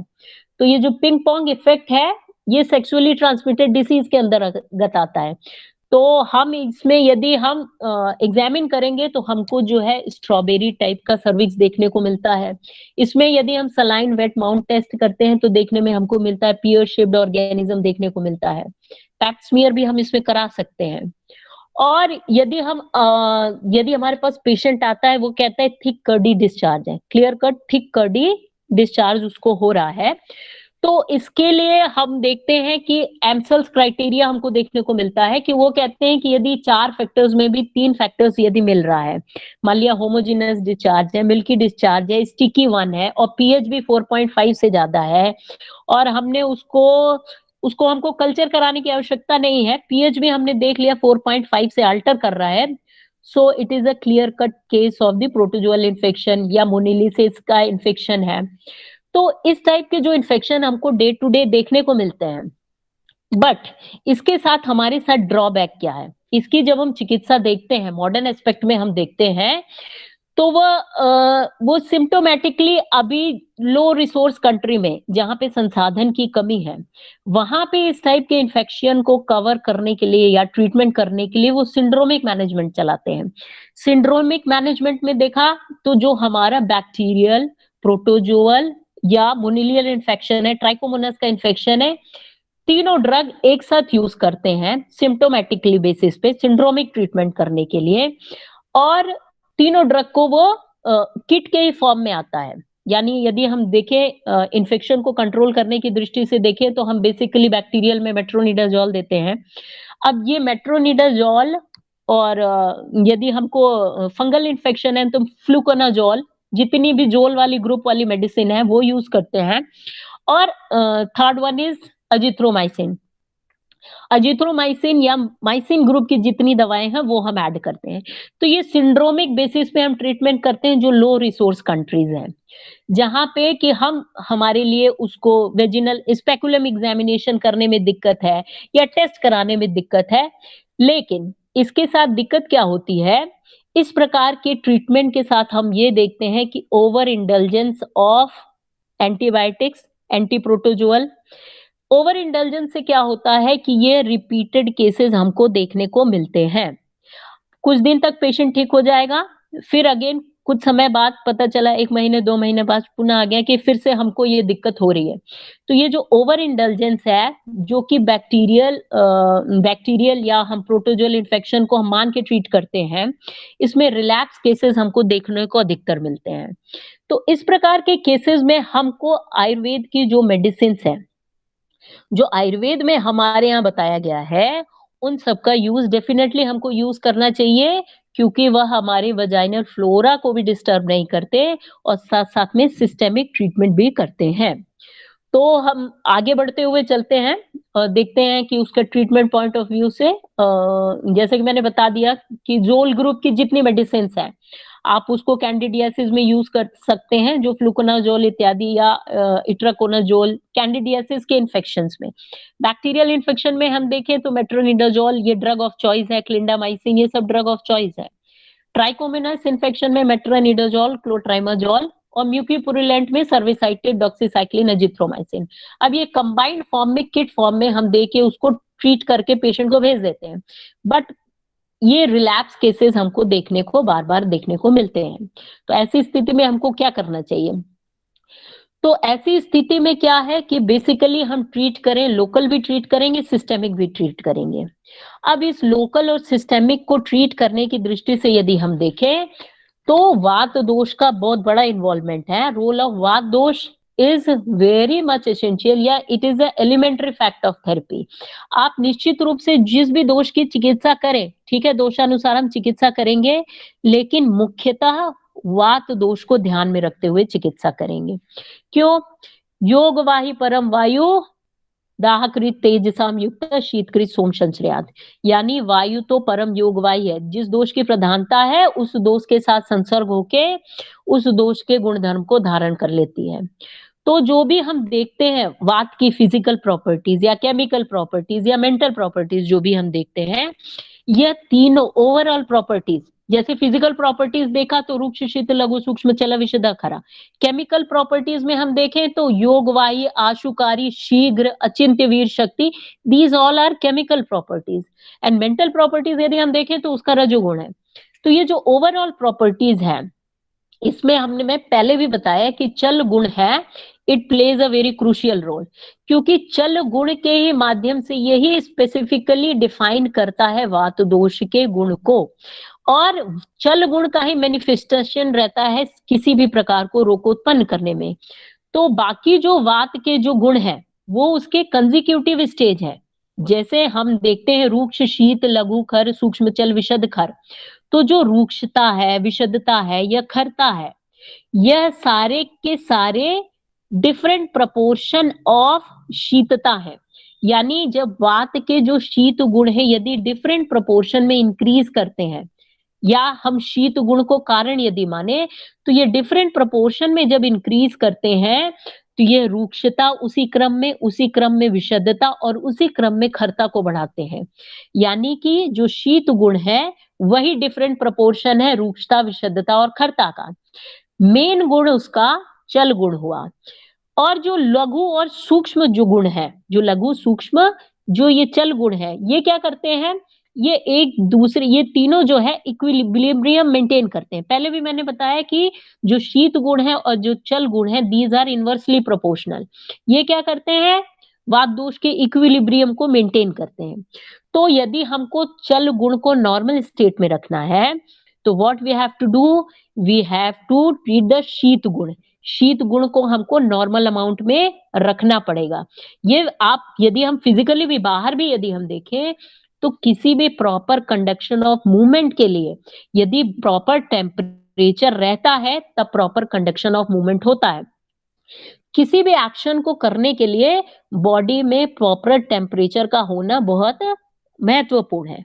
तो चल और शीत गुण जो है इनवर्सली प्रोपोर्शनल है। यदि हम चाहते हैं कि चल गुण प्रॉपर तरीके से फंक्शन करे तो शीत गुण का कम होना जरूरी है, एक नॉर्मल टेम्परेचर का मेंटेन होना जरूरी है। और यही जो चल गुण है यही बाकी दोषों को यानी पित्त और कफ को डिफरेंशिएट करता है। ये इसका वात दोष का पिक्यूलियर गुण है चल गुण। और इसको हमको मेंटेन करने के लिए हमको अन्य दोषों का जो है उसको हमको इक्विलिब्रियम मेंटेन करने के लिए हमको मुख्यतः इसीलिए वात को मुख्यतः प्रधान दोष बोला गया है। और भी हम यदि देखें, यदि हम श्वेत प्रदर में देखते हैं तो जो वात दोष है बेसिकली वात दोष का चल गुण ही शीत गुण की प्रधानता से शीत गुण से अधिक प्रधान है।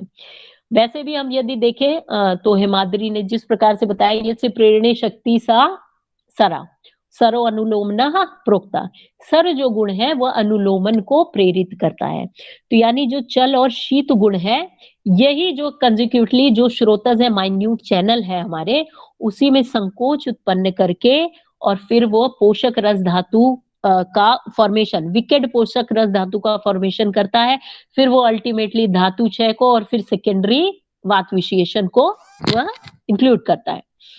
अब इसके पश्चात हम आते हैं कि जो भी हमारी ड्रग ऑफ चॉइस रहेगी वो हम ड्रग कैसे चूज करें। तो ड्रग चूज करने का दो ही प्रकार है। आप अन्वय व्यतिरेक मेथड से चूज करें यानी तत्सत्वे तत्सत्वम अन्वा या तदाभावे व्यतिरेका, यानी जो भी हमको ड्रग चूज करना है वह अन्वय व्यतिरेक के माध्यम से हम चूज करें। और अन्वय व्यतिरेक के माध्यम से हमको चूज भी यदि करना है तो हम दोनों प्रकार का इफेक्ट देखना चाहेंगे, चाहे सिस्टेमिक भी हो चाहे लोकल इफेक्ट हो। तो चाहे हम हेतु विपरीत, व्याधि विपरीत या उभय विपरीत द्रव्य गुण कर्म के अंतर्गत देखें और उसी प्रकार के औषध अन्न विहार का उपयोग हम कर सकते हैं। तो ड्रग ऑफ चॉइस अल्टीमेटली हमको दोष दूष्य के आधार पे देख के करना पड़ेगा। यदि हम अन्वय व्यतिरेकी विधि से देखें तो बेसिकली जो है कफ का जो गुरु शीत पिच्छल गुण है और वात का जो मुख्यतः चल गुण है यही दोनों इन्वॉल्वमेंट श्वेत प्रदर में हो रहा है। तो फिजिकली हम देखें फिजियोलॉजिकल बेसिस जो है ये क्या करेगा, ये जो दोषों का है विच हैंडल्स द इंपॉर्टेंट फंक्शन। और एक्सक्रीटेड मटेरियल में यदि हम देखें तो ये हम सभी जानते हैं कि वायु का एक्सक्रीटेड मटेरियल जो वायु है एक्सक्रीटेड मटेरियल ऑफ अन्नमल, कफ इज एक्सक्रीटेड मटेरियल ऑफ रसमल एंड पित्त इज ऑफ रक्तमल। तो बेसिकली हमको ड्रग ऑफ चॉइस करने के लिए हमको अन्वय व्यतिरेक मेथड इन्वॉल्व करना पड़ेगा। अब ये जो हम देखते हैं ये जो रस धातु फॉर्मेशन हो रहा है ये किस प्रकार से हो रहा है या कैसे ये दोषों में कैसे परिवर्तित हो रहा है। तो जैसा कि हम सभी जानते हैं रस का सबसे मुख्य कॉन्स्टिट्यूएंट है अहर गच्छति इति रसा, यानी कि जिसमें मूवमेंट की प्रक्रिया होती रहे। अब ये जो मूवमेंट की प्रक्रिया जहां रस की मूवमेंट की प्रक्रिया रुकी तो वह जो रस धातु जो कि हमारी स्रोतों के एंड ब्रांच से वो चू चू के जो गिरता रहता है ड्रिबल्स होता रहता है विच डजंट हैव फ्लूइडिटी क्वालिटी, तो वो सॉलिडिफाई हो जाता है। यह जब रस जब सॉलिडिफाई होता है तो अब उसमें रसन की प्रक्रिया नहीं रह गई और वह जो रस धातु जो हमारे पोषण का काम करना था अब वो सॉलिडिफाई होके रस का मल कफ में परिवर्तित हो जाता है। अब ये जो परिवर्तित मल है कफ, अब यही परिवर्तित मल चूंकि अपान वायु की प्रेरणा से और पोषक रस धातु जो है आगे कंजिक्यूटिव चूंकि धात्वाग्नि मांद भी है तो धात्वाग्नि मांद है तो पोषक रस धातु का फॉर्मेशन जितना होना चाहिए वह नहीं होगा। रस का जो मल है कफ वह जो अधिक मात्रा में बढ़ता हुआ चला जाएगा। अब ये जो कफ मल अधिक मात्रा में बढ़ता हुआ चला जाएगा तो ये पोषक रस धातु के एसेंशियल न्यूट्रिएंट्स को मतलब अब्जॉर्प्शन का काम नहीं करता हुआ मेनली जो है वेस्ट प्रोडक्ट में अधिकतर वो उसको ड्रिबल आउट करेगा। तो इस प्रिंसिपल को हम देखते हुए देखते हैं कि जो अपान वायु विशिएट हुई थी और जो हाइपर एक्टिविटी, जो अपान वायु की हाइपर एक्टिविटी हुई थी, जो कि हमारे पोष या स्थायी रस धातु को हैम्पर कर रही थी, और जो हैम्पर करने के बाद जो है उसकी अग्रिम धातु को भी वह प्रभावित कर रही थी।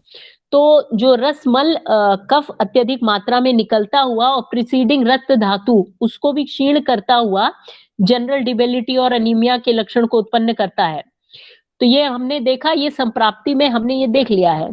तो इस प्रकार का ये चक्र जो है साइक्लिक फॉर्मेशन चलती रहती है। तो हमको बेसिकली क्या करना है, हमको 2 स्तर पे काम करना है। चूंकि जो हमारी की चल गुण बढ़ने के कारण, वात दोष के चल गुण बढ़ने के कारण हो रही है, और जो शीत गुण है, जैसा कि हमने देखा शीत गुण इनवर्सली प्रोपोर्शनल है, लेकिन शीत गुण क्या होता है, शीत गुण हमेशा वायु के साथ तभी रहेगा जो कि पदार्थ जो कि निकल रहा है, यानी वात का अपना शीत गुण नहीं है, इवन ऑन कि वात का जो शीत गुण है, जो दोष निकल रहा है या जो रस धातु मल रूप में निकल रही है। तो शीत गुण property is of substance which is flowed out but not of vata दोष।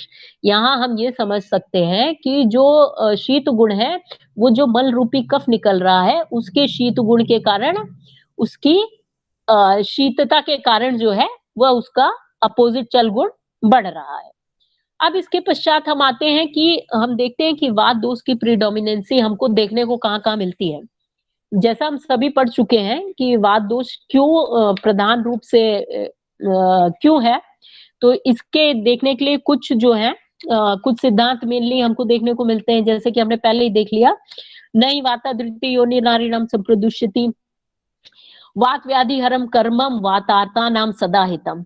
यानी आचार्यों ने निश्चित रूप से ऐसे सूत्र बताए हैं कि हमको वात दोष को निश्चित ही प्रधान रूप से मान के हमको चिकित्सा करनी है। योनि व्यापक की भी चिकित्सा में हम देखते हैं कि सवातग्नम औषधि कुंभी स्वेद उपचारियत, यानी वातग्न प्रकार की औषधियों का आप निश्चित रूप से प्रयोग करें स्वेदन के साथ।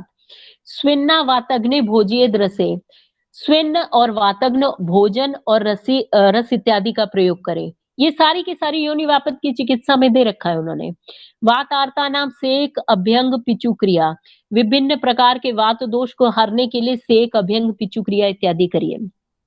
बस्ती विरेक वमन तथा तैलम घृतम विदु, ये हम जानते ही हैं। शोधन और शमन चिकित्सा के लिए मुख्यतः क्या क्या प्रधान है वात पित्त कफ के लिए। और तैल को जिस प्रकार से आचार्य चरक ने उन्होंने क्लियर कट कहा है कि जैसा हम जानते हैं तैल शमन चिकित्सा वात की शमन चिकित्सा के लिए श्रेष्ठ है, और ऑल्दो मारुतग्नम न च श्लेष्म वर्धनम बलवर्धनम त्वचम उष्णम स्थिरकरम तैलम योनि विशोधनम, यानी तैल को निश्चित रूप से योनि विषेदन के लिए सर्वश्रेष्ठ माना गया है। तो यह मान के चले कि योनि व्यापद या योनि शोधन की चिकित्सा में हमको तैल इत्यादि का उपयोग करना चाहिए। अभी कॉमनली यूज्ड शमन योग, कुछ कॉमनली यूज्ड शमन योग है, जैसा हम सभी जानते हैं, इसको बहुत ज्यादा डिटेल में जानने की आवश्यकता नहीं है। चूर्ण वटी इत्यादि का प्रयोग, अब विभिन्न प्रकार के गुगुलों का प्रयोग, योगराज गुगुल चंद प्रभावटी, ये सब हमारे जो है सिस्टमिक इफेक्ट पे काम करेंगे। पुष्यानक चूर्ण, अमृता पिपली आदि योग, कषाय में महारासनादि पथ्यामल की क्वाद, रक्त पित्तर यूनिशूल योग, तैल में धन्वंतरी सहचर आदि संधवादी तैल, विभिन्न प्रकार के तैलों इत्यादि का प्रयोग कर सकते हैं। घृत में भी फल सर्पी धात्री आदि महाकुष्मांड आदि। रस औषधियों में भी हम पंचामृत परपटी, यानी परपटी का देखें तो परपटी बहुत लघु होती है, बहुत शीघ्र ही शोषित हो जाती है, तो हम परपटी इत्यादि का भी प्रयोग कर सकते हैं। आसव वरिष्ठ योग जिसमें विभिन्न प्रकार पत्रांग आसव, उशीर आसव, रसायन योग इत्यादि। अब शोधन और शमन चिकित्सा के लिए बेसिकली यदि हम देखें तो जिस प्रकार हम जानते हैं कि शोधन चिकित्सा वैसे भी श्रेष्ठ है, आचार्य चरक ने कहा है दोषा कदाचित कुप्यन्ते जिता लंघन पाचने जिता संशोधने तेषाम पुनरुद्भवा, यानी कि मेनली जो है शोधन चिकित्सा शमन चिकित्सा से श्रेष्ठ है। तो शोधन चिकित्सा में हम करना चाहें, यदि हमको लोकल स्तर पे देखना है तो विभिन्न प्रकार की हम बस्तियां, तैल, पिचु, धारण, ये सब हम दे सकते हैं। अब मेरा कुछ योग है, एक धातु आदि योग, जो कि मैंने यूज करके देखा था, बहुत ही कॉमन ड्रग्स हैं जिसमें धातकी, अमल की, बिल्व, नाग, केशर और उसको दारू हरिद्रा के क्वाथ में प्रोसेस्ड किया हुआ है। ये निश्चित ही रूप से बहुत ही कॉमन, बहुत ही सिंपल योग और श्वेत प्रदर में निश्चित ही रूप से ये लाभदायी देखने को मिला है। तो जो हम देखते हैं बहुत ही कॉमन योग है धातकी। धातकी क्या है? वो ग्रैनुलेशन इन वाउंड्स को प्रमोट करता है, हीमोरेजेस को कंट्रोल करता है। It can be compared with salicylic acid और एस्ट्रिंजेंट इफेक्ट है। अमल की बहुत कॉमन ड्रग है जिसका कि अल्कोहलिक एक्सट्रैक्ट हम देखते हैं स्टेफिलोकोकस और कैंडिडा एल्बिकेंस में भी देखने में इसका अच्छा रिजल्ट मिला है हमको देखने के लिए। बिल्व जो है जिसकी एंटी इन्फ्लेमेटरी प्रॉपर्टीज है जो कि हमें दशमूल में देखने को मिलता है, इसका भी एंटीसेप्टिक इफेक्ट और इडिमा पे इफेक्ट देखने को मिलता है। तो ये जो 3-4 कॉमन ड्रग्स हैं बहुत ही कॉमन है, बहुत ही सिंपल है बट वेरी इफेक्टिव। नाग केसर में बेसिकली ज़ैंथीन पाया जाता है या कैलोफिलाइट पाया जाता है जो कि बीटा ब्लॉकर और मसल रिलैक्सेंट का काम करता है। ये सीसीआरएस की एक स्टडी में प्रूव हो चुका है। और बहुत इंपॉर्टेंट, बहुत कॉमन काम करता है दारू हरिद्रा, बर्बरीन एक्सट्रैक्ट। ये चारों औषधि को आप चाहें तो दारू हरिद्रा की क्वाथ में प्रोसेस्ड कर लीजिए, क्योंकि जो दारू हरिद्रा का इफेक्ट है या दारू हरिद्रा का कर्म हमको is similar to metronidazole and it is very much effective in trichomonas infection, candida albicans infection या विभिन्न प्रकार के जितने प्रकार के प्रोटोजोअल या ट्राइकोमोनास इन्फेक्शन है उसमें दारू हरिद्रा का बहुत अच्छा वर्क देखने को मिलता है। इसके पश्चात आपको लोकली यदि हमें देना है तो हम चाहे लोद्र क्वाथ से निश्चित रूप से आप उसको प्रक्षालन करा सकते हैं, योनि प्रक्षालन, क्योंकि चाहे त्रिफला से कराएं चाहे लोद्र से कराएं, ये निश्चित रूप से विभिन्न प्रकार के जो पायोजेंस है या ई कोलाई बैक्टीरियाज वगैरह है इनको रोकने का और एस्ट्रिंजेंट का बहुत अच्छा कार्य करता है। तो आप चाहें तो लोद्र कषाय की या त्रिफला क्वाथ की हम उत्तर बस्ती या चाहे तो डूशिंग हम दे सकते हैं। तो उसको हम पेशेंट को बोल सकते हैं कि चाहे त्रिफला क्वाथ या लोद्र क्वाथ से उसका काढ़ा बना के विभिन्न प्रकार से उसको योनि धावन के रूप में यूज किया जा सकता है। अब हम देखें तो चाहे तो आप जिससे हम एनीमा इत्यादि देते हैं उससे भी डूशिंग दे सकते हैं और मॉडर्न में तो वो बीटाडीन से कराते हैं, बट इससे बैक्टीरियल वो जो वेजाइनल फ्लोरा है ये डिस्टर्ब होता है। इसके पश्चात हम देखें ये जो सिलेक्शन ऑफ ड्रग, कोई भी ड्रग हमको चूज करनी है यदि हमको बेसिकली तो हम किस प्रकार से उसको चूज करेंगे, हमारा सिलेक्शन ऑफ ड्रग क्या होना चाहिए यदि हम श्वेत प्रदर में देखें तो बेसिकली जो है वात कफ शामक प्रॉपर्टीज वाली ड्रग चूज करें। कोई भी ड्रग चूज कर सकते हैं जिसमें बेसिकली वात कफ शामक प्रॉपर्टीज है जो कि बेसिकली एंटी इंफ्लेमेटरी एक्शंस दिखाएगी। कषाय कटु तिक्त अनुरस होने के कारण क्या करेगी, स्तंभन संग्राही संधानकर, जो पूर्व में मैंने औषधियां बताई धातकी अमल की बिल्व नाग केशर, वह निश्चित रूप से स्तंभन संग्राही संधानकर में श्रेष्ठ है। और साथ साथ में विषग्न प्रॉपर्टीज भी हो जिसमें डिटॉक्सिफाइंग प्रॉपर्टीज भी हो तो ऐसे द्रव्यों का चयन करें हम, और कटु विपाक वाले द्रव्यों का भी सिस्टेमिक यूज के लिए हम चयन करें जिससे कि आम और म्यूकस जो है वो डाइजेस्ट हो।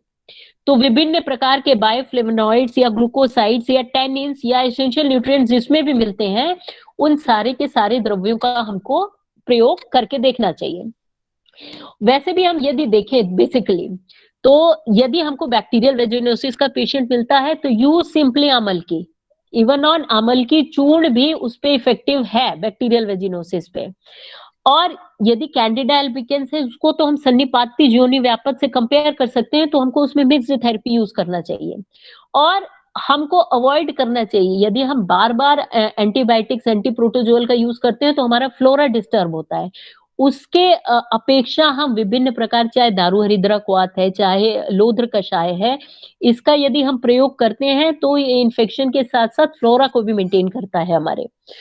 तो जो हमारी ड्रग ऑफ चॉइस होनी चाहिए या मोड ऑफ एक्शन जो ड्रग हम चूज करें वो बेसिकली हम देखते हैं कि जो फाइटोएस्ट्रोजेनिक इफेक्ट देते हैं जैसे ड्रग्स, तो वो उनका बेसिकली काम वात शामक इफेक्ट के साथ साथ वो HPO axis hypothalamus pituitary ovarian axis को रिस्टोर करके जो हमारी धात्वाग्नि है उसके या restore the hormonal balance. Hormonal balance को, वह जितने भी फाइटोएस्ट्रोजेनिक ड्रग्स हैं वह एचपीओ एक्सिस को रिस्टोर करते हैं, कि जिसमें हमारा हार्मोनल फंक्शन नॉर्मलाइज होने की प्रक्रिया चालू हो जाती है। चूंकि धातु क्षय भी साथ साथ में होता रहता है, तो कैल्शियम मेटाबॉलिज्म के लिए हम कैल्शियम के प्रिपरेशन या हम यष्टि मधु इत्यादि, सोया इत्यादि का प्रयोग हम नॉर्मलाइज करने के लिए कर सकते हैं। और हमको अश्वगंधा, जटामांसी, नीम, अशोक इत्यादि ये मेटाबॉलिज्म को रेगुलेट करने के लिए हमको ये सब द्रव्यों का प्रयोग करना चाहिए। और यदि वातज प्रधान है तो साथ साथ में अस्थि क्षय या कैल्शियम मेटाबॉलिज्म को रेगुलेट करने के लिए कैल्शियम प्रिपरेशन जैसे कुकुटान, त्वक, भस्म इत्यादि हम दे सकते हैं। और एक स्टडी में ये प्रूव हुआ है कि यष्टि मधु is a good source of progesterone. यष्टि मधु का आप विधिवत प्रयोग कराइए, निश्चित ही लाभ देखने को मिलता है। तो हम जो देखते हैं, हमारा टोटल एक्चुअली होलिस्टिक अप्रोच होना चाहिए ट्रीटमेंट को, इस प्रकार के केसेस को ट्रीट करने के लिए, कि जिससे हमारा proper correction of HPO axis हो, proper conduction of hormonal function हो, जिससे कि, और यह proper conduction of hormonal function तभी होगा जब हम वात को नॉर्मलाइज करेंगे। इवन दो हम ये भी जानते हैं कि यदि जैसे वात बढ़ता है, जैसा हम सभी जानते हैं कि विषादो रोग वर्धना नाम, वात से विषाद, विषाद से रोग का वर्धन होगा। तो जो इंड्योरेंस लेवल ऑफ स्ट्रेस है, इसको भी मेंटेन करने के लिए हमको अश्वगंधा, अमल की इस टाइप की ड्रग्स चलाएं, जिससे कि ऑक्सीडेटिव प्रोसेस को जो चेक ऑन करें। और हार्मोनल साइकिल को बैलेंस करने के लिए, हार्मोनल साइकिल को बैलेंस करने के लिए भी जितने आम दोष पाचक द्रव्य हैं जो जठराग्नि पे काम करेंगे और अल्टीमेटली धात्वाग्नि पर और अल्टीमेटली भूताग्नि पे काम करेंगे, तो निश्चित ही उस प्रकार के द्रव्य जो आम पाचक हो उनका प्रयोग हमको सिस्टेमिक लेवल पे करना चाहिए। श्वेत प्रदर में मुख्यतः हम देखें तो जो है, हम दोषानुसार हम चिकित्सा करें, दोषानुसार चिकित्सा करने के साथ साथ हमको लोकलाइज्ड लेवल पे भी हमको, मान लिया हमको इरेजन ऑफ सर्विक्स मिला है या इन्फ्लेमेशन मिल रहा है, तो साथ साथ में हम उत्तर बस्ती का भी प्रयोग करें, पिचु धारण करा सकते हैं, धूम इत्यादि करा सकते हैं, डूशिंग का प्रयोग कर सकते हैं, एंड सो ऑन। तो ultimately it's the choice of physician कि वो कैसा, किस टाइप का ड्रग यूज करना चाहता है। और ये वैद्य के ऊपर पूर्णतः निर्भर करता है कि वह रोग के कारण और निदान दोष दूसरे को देखते हुए जो उसकी प्रतिपत्तिष्ठ है या जो उसको एट द टाइम उसको सही लगता है, पेशेंट की कंडीशन को देखते हुए उस प्रकार की चिकित्सा उसको करना चाहिए। तो इसी के साथ मैं अपनी वाणी को विराम देती हूँ और बहुत बहुत धन्यवाद ज्ञापन करती हूँ आप सभी का धैर्य से सुनने के लिए, और जो भी त्रुटियां हो उसके लिए क्षमा प्रार्थी हूँ, और बहुत बहुत धन्यवाद देती हूँ आदरणीय हेतल मैम का और विश्व आयुर्वेद परिषद इकाई का, कि जिन्होंने मुझे ये मौका दिया अपने वक्तव्य को साझा करने के लिए। बहुत बहुत धन्यवाद। Thank you very much madam. आपने जिस तरीके से इस टॉपिक को होलिस्टिक अप्रोच के साथ साथ साइंटिफिक अप्रोच से भी समझाने की कोशिश करी, इसका मैं हृदय से आपका आभार व्यक्त करता हूं, और आगे भी आप इसी तरह हमारा पथ दर्शन करते रहोगे, ऐसी मैं आपसे अपेक्षा रखता हूं।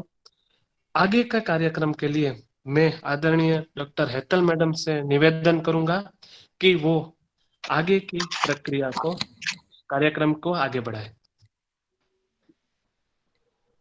आज के व्याख्यान के उपलक्ष्य में विशिष्ट अतिथि के नाते हमारे साथ आज उपस्थित है आदरणीय प्रोफेसर शास्त्री सर। मैं उनका परिचय आपसे करवाती हूँ। आप उपाध्यक्ष उत्तरांचल संस्कृत संस्थान के हैं। राज्य मंत्री उत्तराखंड सरकार की आपके पास अभी जिम्मेदारी है। उपाध्यक्ष विश्व आयुर्वेद परिषद की भी जिम्मेदारी आपके पास है। आप कई वर्षों से विश्व आयुर्वेद परिषद के लिए बहुत ही ज्यादा निष्ठा और समर्पण से अपना कार्य कर रहे हैं। अपनी मैं ये चीज यहाँ कहना चाहूंगी कि ये जीवन का एक भाग के रूप में किसी कार्य की जिम्मेदारी को लेना, ये बहुत बड़ा गुण होता है।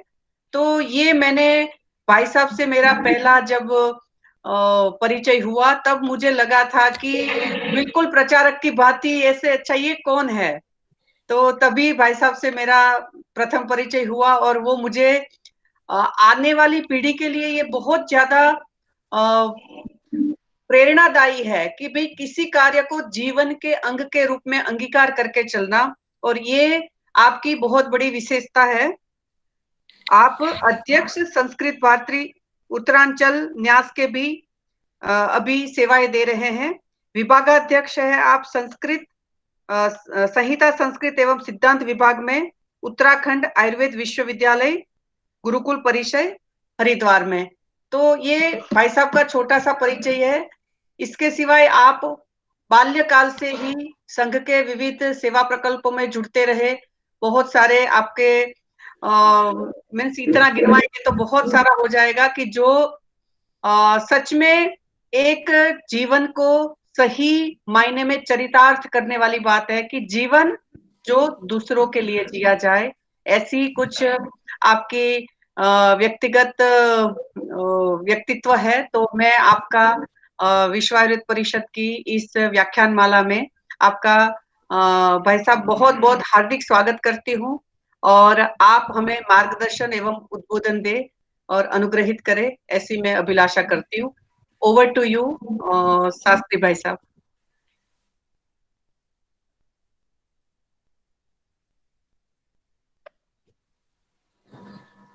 भाई साहब अनम्यूट नहीं हुआ है।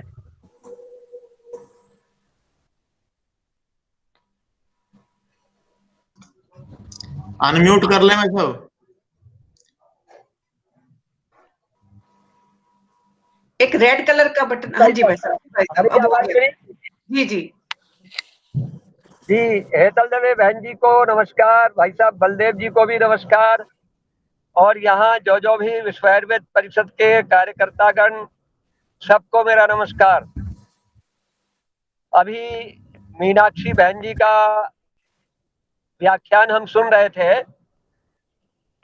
वास्तव में उनके व्याख्यान से उनकी विद्वत्ता तो प्रकट हो ही रही थी, साथ ही एक वाणी का जो प्रभाव होता है, जो परमपिता परमात्मा माँ भगवती सरस्वती की कृपा से प्राप्त होता है, ऐसा वाणी में भी उनकी बहुत प्रभावोत्पादकता और शब्दों का चयन, भाषा जो विज्ञान है आयुर्वेद का विज्ञान, उसके अनुरूप जो उनका प्रस्तुतिकरण था, उसके लिए मैं उनको बधाई देता हूँ।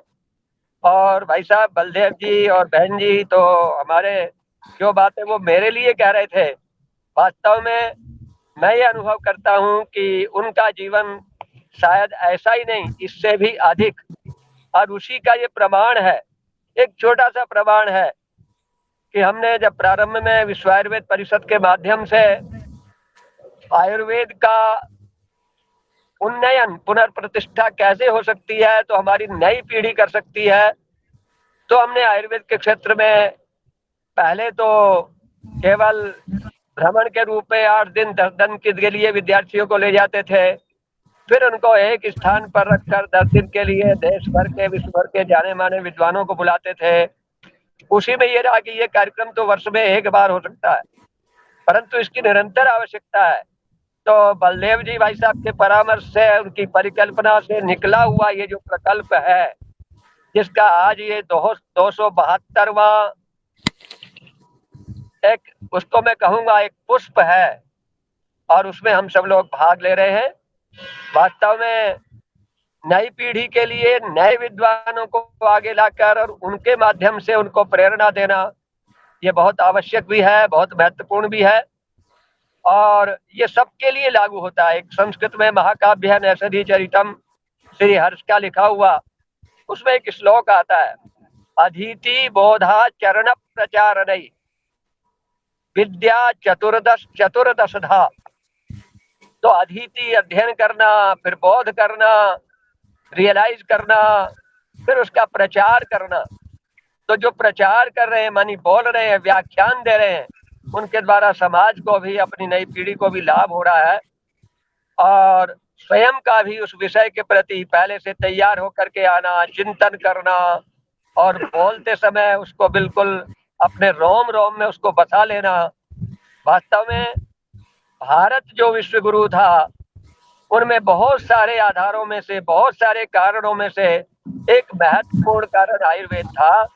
और उस आयुर्वेद की पुनर्प्रतिष्ठा के लिए बलदेव जी भाई साहब जैसे लोग, हेतल बहन जी जैसे लोग, बहनें और आपके सामने ये सारी मिल करके हम फिर से आयुर्वेद के माध्यम को अपना करके, और हमको जहाँ जहाँ एक अध्यापक के रूप में, कुलपति के रूप में, कार्यकर्ता के रूप में, एक चिकित्सक के रूप में, हमको जहाँ जहाँ जब जब जैसे जैसे 24 घंटे अहरनिश हमारे जीवन का पल पल, वो इसके द्वारा भारत को ध्यान में रखकर, और भारत को ध्यान में रखकर नहीं, विश्व की मानवता को अंततः वसुधैव कुटुंबकम हमारे जीवन का आदर्श है, सर्वे भवन्तु सुखिनः हमारे जीवन का लक्ष्य है। इसको लेकर के हम काम कर रहे हैं। मैं हेतल दवे बहन जी को और हमारी NIA जयपुर की जो अपना स्टडी सर्किल इतने दिन से चला रही है, उस सबको बहुत साधुवाद, बहुत बधाई और नमस्कार करते हुए अपनी वाणी को विराम देता हूँ। नमस्ते, धन्यवाद।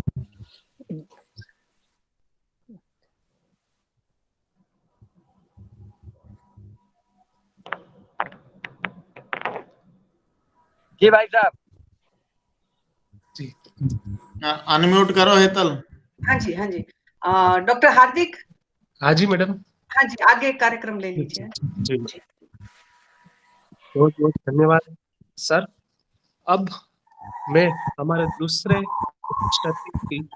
डॉक्टर विकास भारद्वाज सर आपने अपने BMS की पढ़ाई श्री कृष्ण आयुर्वेद कॉलेज कुरुक्षेत्र से करी है। मैं मास्टर डिग्री संस्कृत संहिता सिद्धांत डिपार्टमेंट HDM कॉलेज हसन से की हुई है। आपके पास MA संस्कृत की भी उपाधि है।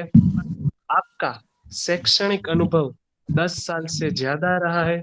आप अभी एसोसिएट प्रोफेसर के पद को सुशोभित कर रहे LBS महिला आयुर्वेद कॉलेज बिलासपुर जमुना। सर आपने 9 से ज्यादा नेशनल और इंटरनेशनल जर्नल्स में पब्लिकेशंस पेपर पब्लिश भी किए हैं। 4 डिफरेंट टॉपिक पर बुक भी पब्लिश की है। और आपने सिद्धांत चिंतन 2014 नाम का राष्ट्रीय वर्कशॉप नेशनल सेमिनार में आप बेस्ट पेपर के अवार्ड से भी आपको सम्मानित किया गया है। तो सर मैं आपसे निवेदन करूंगा कि आप उद्बोधन के लिए आए और हमें अनुग्रहित करें। Over to doctor Vikas Bhardwaj sir.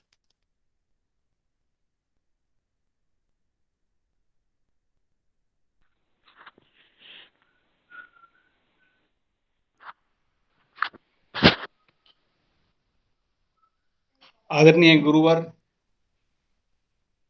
Professor Premchand Shastri ji, doctor Baldev ji, doctor Hetal madam, Hardik ji, doctor Meenakshi Shukla जिन्होंने अभी बहुत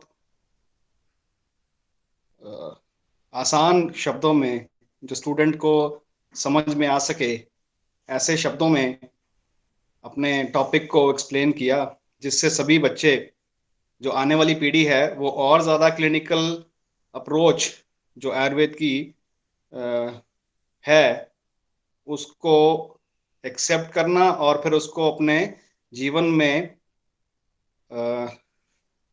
लागू करना, इसके लिए प्रेरित होंगे।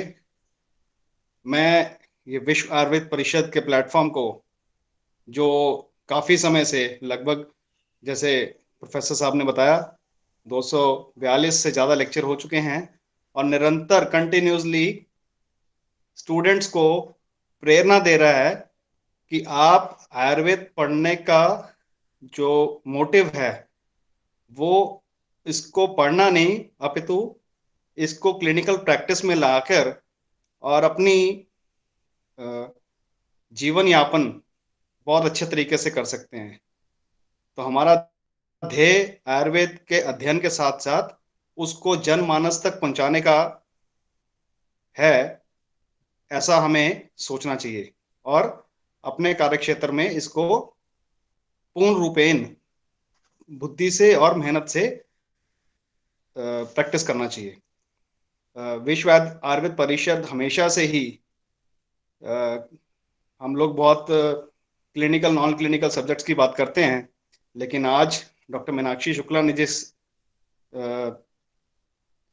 जिस आसानी से और बिल्कुल टॉपिक को क्लियर करते हुए उसको क्लिनिकली प्रैक्टिस करने के लिए हमें प्रेरणा दी है, मुझे लगता है कि बाकी जो ऑडियंस है सुनने वाले, वो भी इससे प्रेरणा लेकर और अपने फील्ड में इसको कोशिश करेंगे पेशेंट्स के ऊपर ये ट्रीट करने के लिए। ज्यादा ना बोलते हुए मैं फिर से विश्व आयुर्वेद परिषद के प्लेटफॉर्म को और अपने माननीय गुरुवर इन सबको नमन करते हुए अपनी वाणी को विराम देता हूँ। नमस्ते। बहुत बहुत धन्यवाद डॉक्टर विकास। आपने बहुत ही बढ़िया पूर्व स्पीकर को अभी बात का अनु सम्मिलित करते हुए इसको बताया आपने। और मैं सच में ये बताना चाहती हूँ, क्योंकि जैसे अभी भी हम 29 लोग हैं यहाँ, और आज तो मौलिक सिद्धांत का बाहुल्य हो रहा है। आदरणीय Gita madam, doctor Meenakshi ji, doctor Baldev sir, doctor Vikas ji, doctor Premchand Shastri sir, means सारे मौलिक सिद्धांत वालों, मीन्स सच में मैं एक आपसे बात शेयर करना चाहती हूँ कि जब भी ओपीडी में मेरा एक केस सक्सेसफुल होता है तो मेरी एक स्टूडेंट मुझे पूछ रही थी कि मैडम ये सिद्धांत आपने कैसे लगाया इस पे। तो फिर मैं सोच रही थी कि क्या जवाब दूं, तो थोड़ी देर वो स्टूडेंट अपने आप ही जवाब दे रही है, नहीं बलदेव सर मौलिक सिद्धांत में है ना, इसीलिए आपके सिद्धांत बड़े पक्के हैं, आप उनसे पढ़ते होंगे।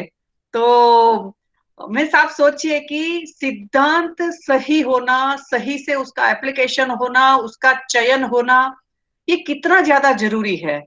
और जो अभी स्टूडेंट्स यहाँ रुके हुए हैं और अभी भी सुन रहे हैं, उनके लिए मैं एक बात कहना चाहती हूँ, क्योंकि मैंने पता है कुछ बच्चों को ऐसा देखा है कि मेन स्पीकर का पूरा हुआ ना तो लेफ्ट कर लेते हैं। मैं ऐसा नहीं कहती हूँ कि उनको काम नहीं होगा, हो सकता है कभी कभी काम भी होगा कुछ, मगर मैं ये कहना चाहती हूँ कि चिकित्सा है वो एक एक्स फैक्टर से होती है ना भाई। ये योग है, इसमें देना है। दुनिया भर की आयुर्वेद की इतनी किताबें लिखी पड़ी है, इतनी भरी पड़ी है कि आप है ना उन योगों को पढ़ना ही शुरू करेंगे तो एक जीवन कम रहेगा। इतने सारे कश्मीर से लेके कन्याकुमारी तक इतनी छपी हुई बुक्स है, पांडुलिपियां छोड़ दीजिए, है ना, वो तो इतनी सारी है, तो वो तो अभी हमें छापने का और उसको देखने का ही टाइम नहीं है। तो आप देखिए कि उनमें से चयन कैसे करना योग का। दूसरा, योग का चयन तो हो गया मगर रिजल्ट नहीं मिलता है बहुत बार, है ना, तो उस एक्स फैक्टर को ढूंढना बहुत ज्यादा जरूरी है। तो ये मैं सभी जो अभी भी रुक रहे हैं यहाँ सुन रहे हैं, मुझे उन विद्यार्थियों के लिए एक रिक्वेस्ट करना चाहूंगी कि वो चीज आपको इन व्याख्यान की शिद्दत, उन व्याख्यान को लगातार अनुशीलन, उनका धैर्य से और आदर से सुनने की विधि, ये सारी चीज वो सिखाती है।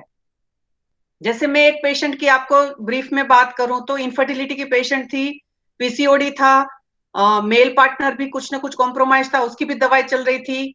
लगभग 4 महीने में हमने उनको अच्छी जगह पे लाके खड़ा किया था, मगर स्टिल नॉट कंसीव्ड, क्योंकि स्पर्म मोटिलिटी भी काफी कॉम्प्रोमाइज थी। उसको काफी ज्यादा गुटखा पान मसाला उसके हस्बैंड को खाने की आदत थी। हमने काफी छुड़वाने की कोशिश की, पर डे 30 पाउच, उनमें से हम धीरे धीरे धीरे करते हुए उसको हम 28 कम करवा दिए और 8 महीने हो गए। 4 में तो हमने काफी कुछ कर लिया था, मगर 8वें महीने तक भी कंसीव नहीं हुआ।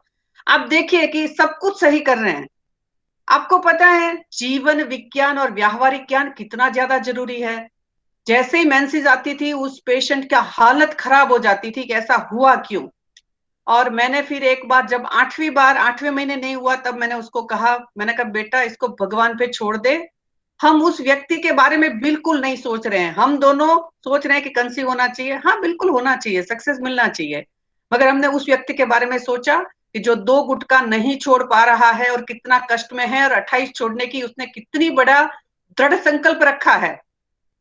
मैंने कहा बहुत बढ़िया खाना बनाओ, अदरक वाली चाय पिलाओ और उसका धन्यवाद करो कि हम आपसे बहुत खुश है कि आपने 28 पाउचेस गुटखा पान मसाला छोड़ दिए। और आप देखिए उसी महीने कंसीव है। तो समझ रहे हैं स्टूडेंट्स आप कि जो चीज व्यवहारिक ज्ञान से, दूसरे का दुख और दृष्टिकोण समझने से मिलती है, वो हर बार योग से नहीं मिलती, वो एक एक्स फैक्टर है। तो मैं उन सभी स्टूडेंट से कहना चाहती हूँ, क्योंकि मैं ये चीज, मेरी क्लिनिकल एक्सपीरियंस और टीचिंग एक्सपीरियंस 16 साल का हो गया, उसके बाद कहती हूँ, क्योंकि मुझे ये स्टूडेंट्स में कमी लगती है। सिर्फ पढ़ना 1+1 2 नहीं होता, ये चिकित्सा विज्ञान है। 1+1 1 लाख हो जाता है और 11 लाख भी हो जाता है, 1000 भी होता है और माइनस में भी चला जाता है। तो एक वो साइंस है कि आपको सर्वांगीण रूप में उसको समझना, उसको आत्मसात करना, उसको अप्लाई करना, ये बहुत ज्यादा जरूरी है। तो मैं आज के व्याख्यान के लिए, डॉक्टर मीनाक्षी जी, आपने हमें समय दिया और आज के ज्ञान यज्ञ में आपने आहुति दी, हमें बहुत अच्छा लगा। आगे भी आप हमारे अनुरोध पर हमें फिर से ऐसे ज्ञान यज्ञ में आप हमें आहुति देने के लिए आएंगे और हम फिर से लाभान्वित होंगे, ऐसी मैं आशा करती हूँ। आपका विश्व आयुर्वेद परिषद की ओर से बहुत बहुत हार्दिक धन्यवाद। आज के व्याख्यान के विशिष्ट अतिथि प्रोफेसर प्रेमचंद शास्त्री जी भाई साहब, आपका बहुत बहुत हार्दिक धन्यवाद। आप हमारे अनुरोध पर यहाँ पधारे और आपने अपने ब्लेसिंग्स हमें दिए और आपके कहे हुए के अनुसार हम उससे प्रेरणा लेके और भी कार्य करेंगे और हम आपसे आगे भी इसी तरीके से मार्गदर्शन चाहेंगे। आप यहाँ आए, आपका शास्त्री जी भाई साहब बहुत बहुत विश्व आयुर्वेद परिषद की ओर से और NIA ब्रांच की ओर से मैं आपका बहुत बहुत हार्दिक धन्यवाद करती हूँ। आज के व्याख्यान के अतिथि के रूप में मैं डॉक्टर विकास भारद्वाज जी का भी बहुत बहुत हार्दिक धन्यवाद करती हूँ कि आप आए और यहाँ आपने बहुत सारे ऐसे विचारों से भी अवगत करवाया जिससे हम सभी मिलके आयुर्वेद को साथ बढ़ाने के लिए एक विशेष कार्य करेंगे और हम इसी तरीके से बहुत सारे स्टूडेंट्स को भी यही बात समझाने की कोशिश करेंगे कि आयुर्वेद एक्सेलेंट साइंस है। आचार्यों, ऋषियों, महर्षियों की जीवन भर की, कई जीवनों की जो उनकी तप है, उसको हम मानवता के लिए, जैसे शास्त्री जी भाई साहब ने कहा, कि हम उसको उपयोग में लाएंगे और हम सबको बताएंगे कि ये आज के युग में और हर समय में कितना प्रासंगिक ज्ञान है और हम उसको लेकर आगे बढ़ेंगे। आदरणीय प्रोफेसर गीता मैम, आप हमेशा इतना नियमित रूप से आके हमारे उत्साह का वर्धन करती है, आपका बहुत बहुत हार्दिक धन्यवाद। और अभी जो हमने 2 व्याख्यान से विशेष विषय शुरू किया है, डॉक्टर विरल भाई शाह, आपका बहुत बहुत हार्दिक धन्यवाद कि आपका औषध विज्ञान संबंधी बारीकियां और ऋतु अनुसार मिलने वाली उन औषधियों का सरलता से उपयोग करने की जो बताने की विधि है, मैं निश्चित रूप से आशान्वित हूँ कि आने वाले समय में इन रिकॉर्डिंग में जो वीडियो रहेंगे उनके माध्यम से और आज लेक्चर्स के माध्यम से भी जो स्टूडेंट्स जुड़ रहे हैं, वो बहुत सारे अन्य द्रव्यों को भी और आपके द्वारा कहे गए द्रव्यों को भी विशेष रूप से समझ के उसको रोगी के उपचार के लिए या स्वास्थ्य की रक्षा के लिए वो इसी तरीके से उपयोग करेंगे और मानवता के लिए एक मिसाल बनेंगे। तो ऐसी मैं आशा करती हूँ और आपका भी इस मंच पर हमारे निवेदन पे तुरंत आना और हमें शुरुआत में प्रेरणादायी प्रसंग के रूप में एक द्रव्य से अवगत करवाना, इस बात के लिए मैं आपका विश्व आयुर्वेद परिषद की ओर से बहुत बहुत हार्दिक धन्यवाद करती हूँ। और जितने भी पार्टिसिपेंट्स यहाँ है, डॉक्टर ममता, डॉक्टर प्रिया, डॉक्टर शशि बाला और कुछ नाम रह जाए तो मुझे माफ कर देना, सभी का बहुत बहुत हार्दिक धन्यवाद। और आज के कोऑर्डिनेटर के रूप में डॉक्टर हार्दिक चुड़ासमा का भी बहुत बहुत हार्दिक धन्यवाद। आज के व्याख्यान के अंत में मैं डॉक्टर भारती सामोता को शांति मंत्र बोलने के लिए आमंत्रित करती हूँ। डॉक्टर भारती सामोता।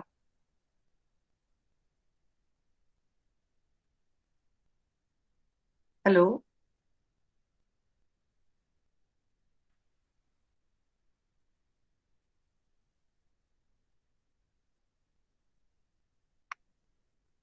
शायद है नहीं।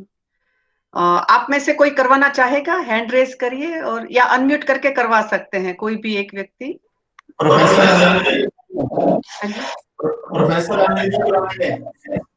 अच्छा जी, जी सर। सभी को मेरा नमस्कार।